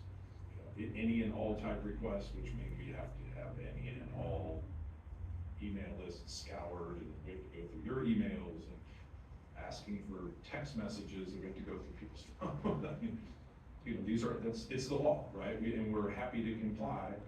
It just gets frustrating when it's, you know, this is based upon someone's random curiosity, and you're gonna get a response to that response asking a follow-up that's another level of information looking for something that we're pretty sure doesn't exist, or at least some sort of conspiracy that does not exist. So, Mr. Engel, do you have enough information? I believe I do, From because us? I do. Yes, sir. Be sure, let's start the clock again, please. Yes, you wouldn't want to give me too much time after that No, I hour wouldn't. slant. Yes. So our city admin noted transparent government in our mission statement. And yet it's funny, this whole hour-long presentation didn't appear in the city council agenda that was normally published and allow the public to prepare remarks for items on the council agenda. I think that's pretty shady, and that's not an accident at all. Let's see, I took some notes because this is all a surprise to me that this is going to be discussed here. On March 18th, the city administrator directed staff to not respond to any emails unless there was a statutory or legal requirement such as open records. Our city administrator created the need for open records because he directed staff not to answer simple, easy questions that would have taken just a fraction of time. A simple email response is all that's needed in many cases. But no, there must be a single form that I was asked multiple times to fill out that's against state law to require a specific form. The online portal that the city has tried to use maybe is a good attempt, but it deletes the responses after 7 days. So, and it conflates the responses to requests. You can't tell which request staff member is responding to. It's a terrible portal. So yeah, there's a good reason why people don't use that. The public has a right to attend open meetings, despite the city not including them on their regular website. There's a page, a calendar on our website that includes city council and planning commission, etc. But Flags for Freedom, for example, doesn't appear on that, despite being a subcommittee of this city and subject to open meetings. I've addressed that with the mayor before, and it's gone on deaf ears. Those meetings still remain closed illegally to the public. That's not cool. The way this whole witch hunt has been put on is a shame on this city, and yeah, I can give you more thoughts later, but I'm still stewing in this. This is nuts. Shame on you all.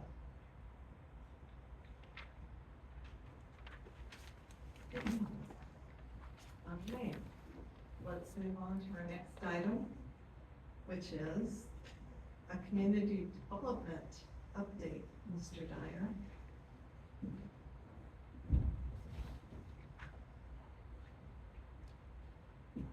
You, President. President, council members, Bryan Dyer, Community Development Director. Just a quick update, we're getting closer to wrapping up our grant submittal time. For example, our sustainability grants and our exterior grants, just let everybody know that September 15th is your deadline for those.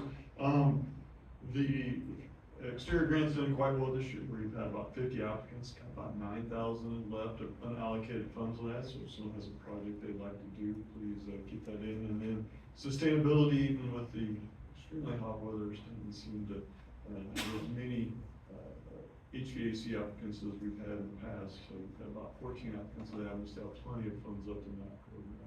So if anybody's interested in it, please make sure they see Mr. David Easley. Property tax rebate grant, the deadline for that for applications is August 29th. We have about $5,600 left in that. Again, that is an income-based grant program. It is for folks who are property owners, and it rebates just the city's portion of the property tax. And then the last thing I have on the grants for you this evening is the contractor on our driveway grants. He started the 5 driveways today, so progress has been underway on that. So I'm happy to answer your questions. Are there any questions for Director Dyer? No, thank you so much. Thank you. And our next is Director Moore for Finance Update. Yes, good evening. I don't have anything new to report. Everything is still looking very much on track with expenditures and revenues. You'll see that we got our second large tranche of property tax in June.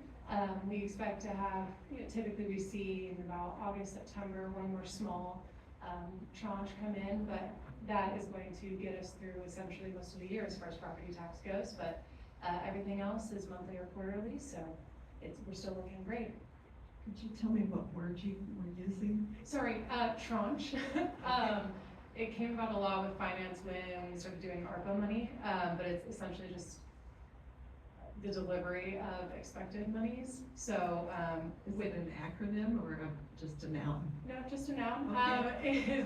So with property tax, we usually get 2 big each year. Sorry, we usually get 2 big lump sums, and then we'll see about 2 more small bundles of money. There you go. Sorry. Thank you. Yes. It's fine. I do have one question. Yes, ma'am. So the transient guest tax, everything else was nice in the 30 percentile. Yes. Is that hopefully just a timing issue? It is. We are currently looking into transient guest tax. Actually, we have reason to believe that something interesting is going on with the revenue stream there. So as the finance director, I'm allowed to do an audit of all the documents that we receive. So that's actually something that was requested by other staff members, and I'm starting to look into at this point, just to make sure that everyone's paying as they should be and filing correctly. We see sometimes in other cities I've worked in where it's just, they have an accountant doing the paperwork and it's not being done correctly. Maybe they think something is not taxable that should be, like a long stay, for example. So we are currently looking into that just to make sure, because it does look abnormal to me as well. So just to ensure everything's on the up and up, but I will report back as soon as I know. Thank you. Are there other questions for Director Boyd? Thank you very much. And the last item are staff items, informational items. Did you have something? I don't have anything, but I'm happy to answer some questions. I have a couple. Okay. If you don't have I'm happy to anything, answer any sorry. questions that you have. Okay. We received a energy and cost savings report that our intern, whose name is Zach Markison, put together that was really phenomenal, and I would love for one of you to speak to it. Yes, Zach did a great job. Actually, he's been working for Celia in Public Works for the last month or so. And he put together a report that was in your admin report last week of the energy savings that our LED streetlights have been showing us over the course of their installation, which has been a few months now. And so it was a cost savings ratio analysis of both energy savings costs versus dollar savings costs. And so we're very proud of the report you put together. It was overall 30% is what I'm thinking. That's just a phenomenal thing. and it's been so much effort on everyone's part to get it to happen. I will add that I have not had an opportunity to read his report yet. I actually did receive an email from Evergy somewhere in the last 3 weeks where they were asking if something had occurred in a couple of our neighborhoods because their annual audit of the amount of electricity was used had. They thought we had a big power Yeah, I outage. sent an email to Public Works and I said, hey, something going on up in this neighborhood? And they're like, yeah, we just put all LEDs up there. And so, yeah, it was clearly, they kind of had a little screenshot that was in the email that kind of showed that the numbers had went down. It was enough that they reached out. Okay. So that was one of my things, and then another one. Anybody have any other comments on that? Another one for me was, I was wondering if we could get just kind of a general overview of flood and storm damage, because we were all, I know everyone was under the gun. Sure. From what I know, and I would defer to maybe police chief if he knows more, or public works director, most of the disruption from the flood occurred to the businesses north of Waterfall Park, where the water kind of flows out of Brown. It left the bank and actually swept a Conex box, which is kind of like a big metal, considerably sized big metal box, as well as a dumpster, and took them across Merriam Drive and deposited them up against the fence. And then clearly, I think probably most of you saw the picture of the car that was elevated and just kind of sitting on the fence. But there was quite a bit of water that got into the lower ends of those businesses, as I understand it. That morning, we went out, myself, a couple of members of Public Works. We didn't see any water that got into any operating businesses on Merriam Drive, although the water came up in front of the marketplace. Rigdon, which is the business immediately to the north of the marketplace that we purchased, that was saturated. If you look at that, that actually sits lower than the other buildings around there. That's the only building that I'm aware of that got water in it, but it's a vacant building, it's ours, and we approved a demo permit on it recently. Do we think the water was from the creek or from the I don't know, because it was dark when it went up and it was dark when it came down, but it came up considerably high. I think you've seen the high water marks that were left in front of the marketplace. So I mean, the police officers did a couple of water rescues, and it came up, but it was splashy. I couldn't tell you if it came in from the Merriam Drive Bridge. I couldn't tell you if one of the flat valves was closed and it backed up to street drainage, or I don't have an answer for that. But that's the limit of the businesses that I know that were impacted. Okay, thank you. The other thing is, we have a ribbon cutting this week, so. This is at Merriam Grand Station. No, this week, I believe, no, next week? On the 7th. Oh, I'm sorry, I'm trying to make July end quickly. Sorry. Yes, sir? Okay, we need to start the clock again, please. It happens with that pesky clock. Yeah, so staff brought up the creek, which was also not on the agenda, surprise, and it did not exceed the banks inside of downtown Merriam, the area that staff has concerned everyone with flooding, which is obviously a thinly veiled disguise to destroy our downtown and gentrify it. Yeah, the flooding that did happen was outside of that area that has been projected to be worked on. I'll make a note of that, because that's something staff didn't point out. Okay, so do we have other things to discuss with staff? Are we allowed to have public comment if something isn't on the agenda? Are we? Mm-hmm. Yeah. Yes, we have in the past. I'm going by historical. Sorry to let you down. Okay, given that, I accept the motion. President Hams, I move that we adjourn. Second from someone, yes? I second. Thank you. All in favor? Aye. Meeting is adjourned.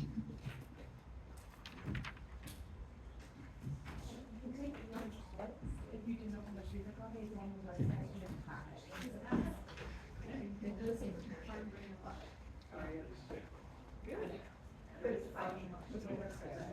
First they ignore you, then they fight you, then you win. Okay, have a good evening. You too.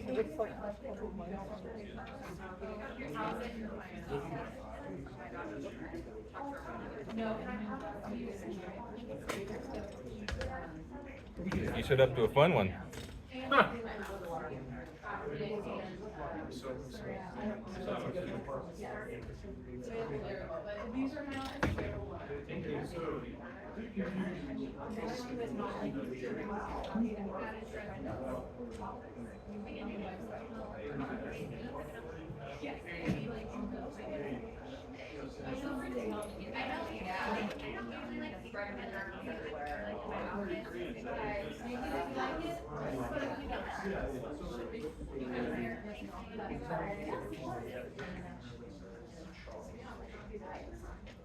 Good evening, Caitlin.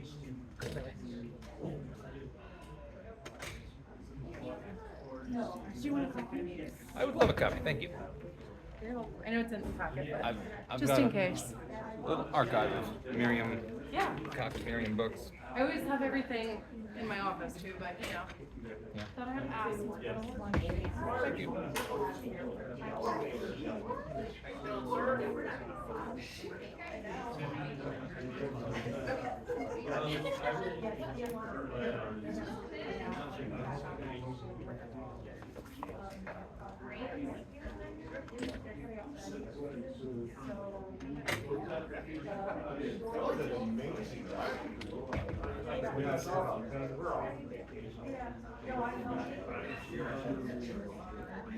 Good evening, Jason.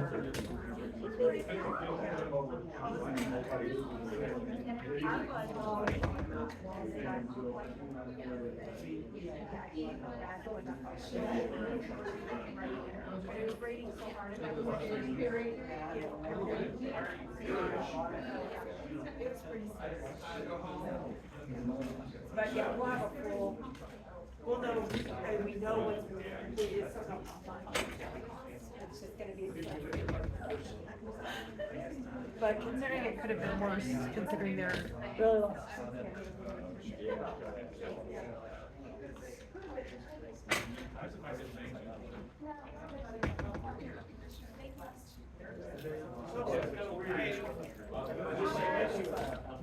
Oh.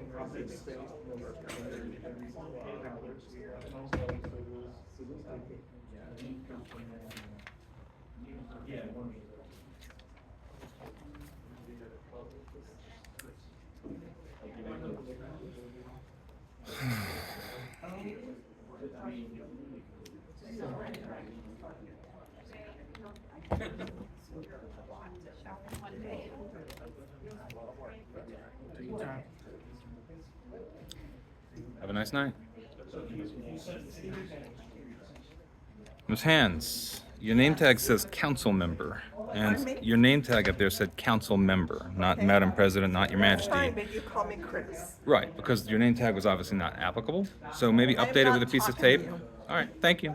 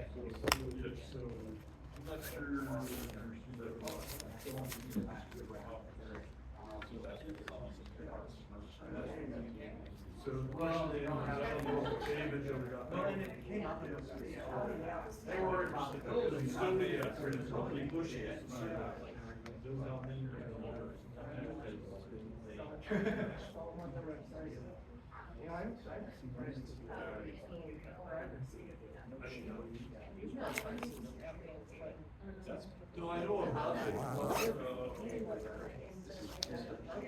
I do know about the ownership, I know exactly what you're saying. I do know. So now.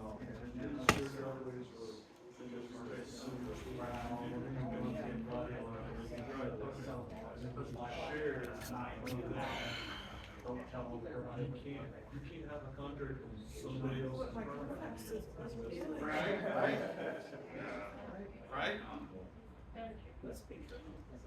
Ruben, you did research on that records topic, right, before this council meeting? He had like a last minute, mention that that was going to be discussed like this afternoon. Okay, that's interesting. Do you think that should have been publicly noticed before this meeting? I don't know what the notice requirements are. Yeah, but in your opinion of honest, open, transparent government, are you satisfied that this meeting was held openly and honestly? Yeah, it seemed like you didn't have it prepared last week when the agenda was ready. And was it an emergency to prepare it this week, or could he have prepared it? I mean, I'm not sure. I think it was done on purpose. I don't know. You probably won't say it, but I think you know it too. And that disappoints me. Sorry to disappoint.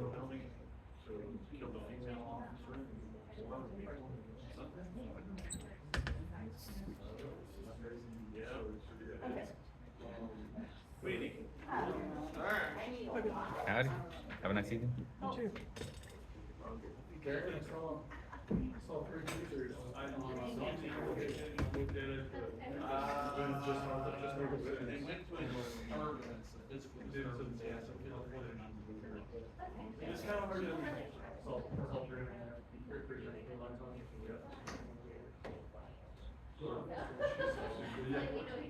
it's always difficult to explain to drivers to folks because they don't understand everything. It's just a driver just paid. It's not on your property. You move it over a little bit. You get sheriff's got to see the green space. I can't remember my contract was up in your socks. No.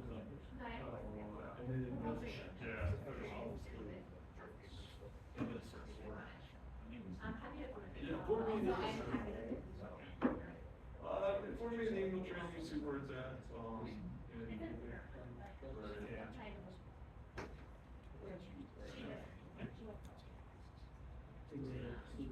No, go for me, though.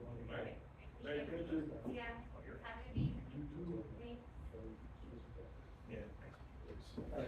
Thank you, sir. Good evening. You too. Mr. Engel, would you like to save taxpayers' money by having staff answer simple questions in one email response rather than using a fancy Send me an system? email and I'll respond to it. Yeah, I bet you will. Wow, what a slick talker. Good. Our favorite person. Yeah.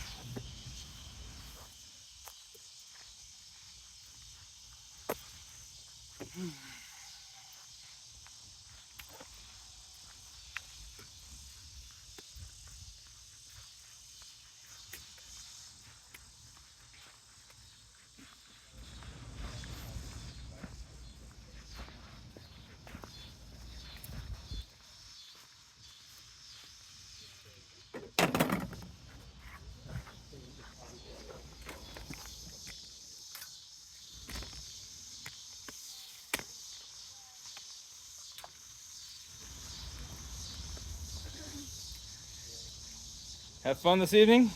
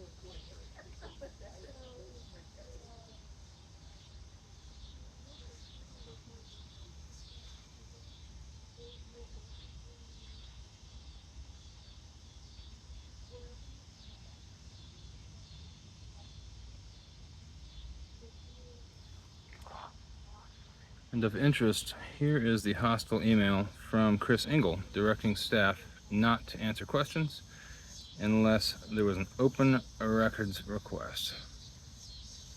Apologies, that's blurry, but those were his words. Those were his instructions. So it's funny to hear him surprised this evening.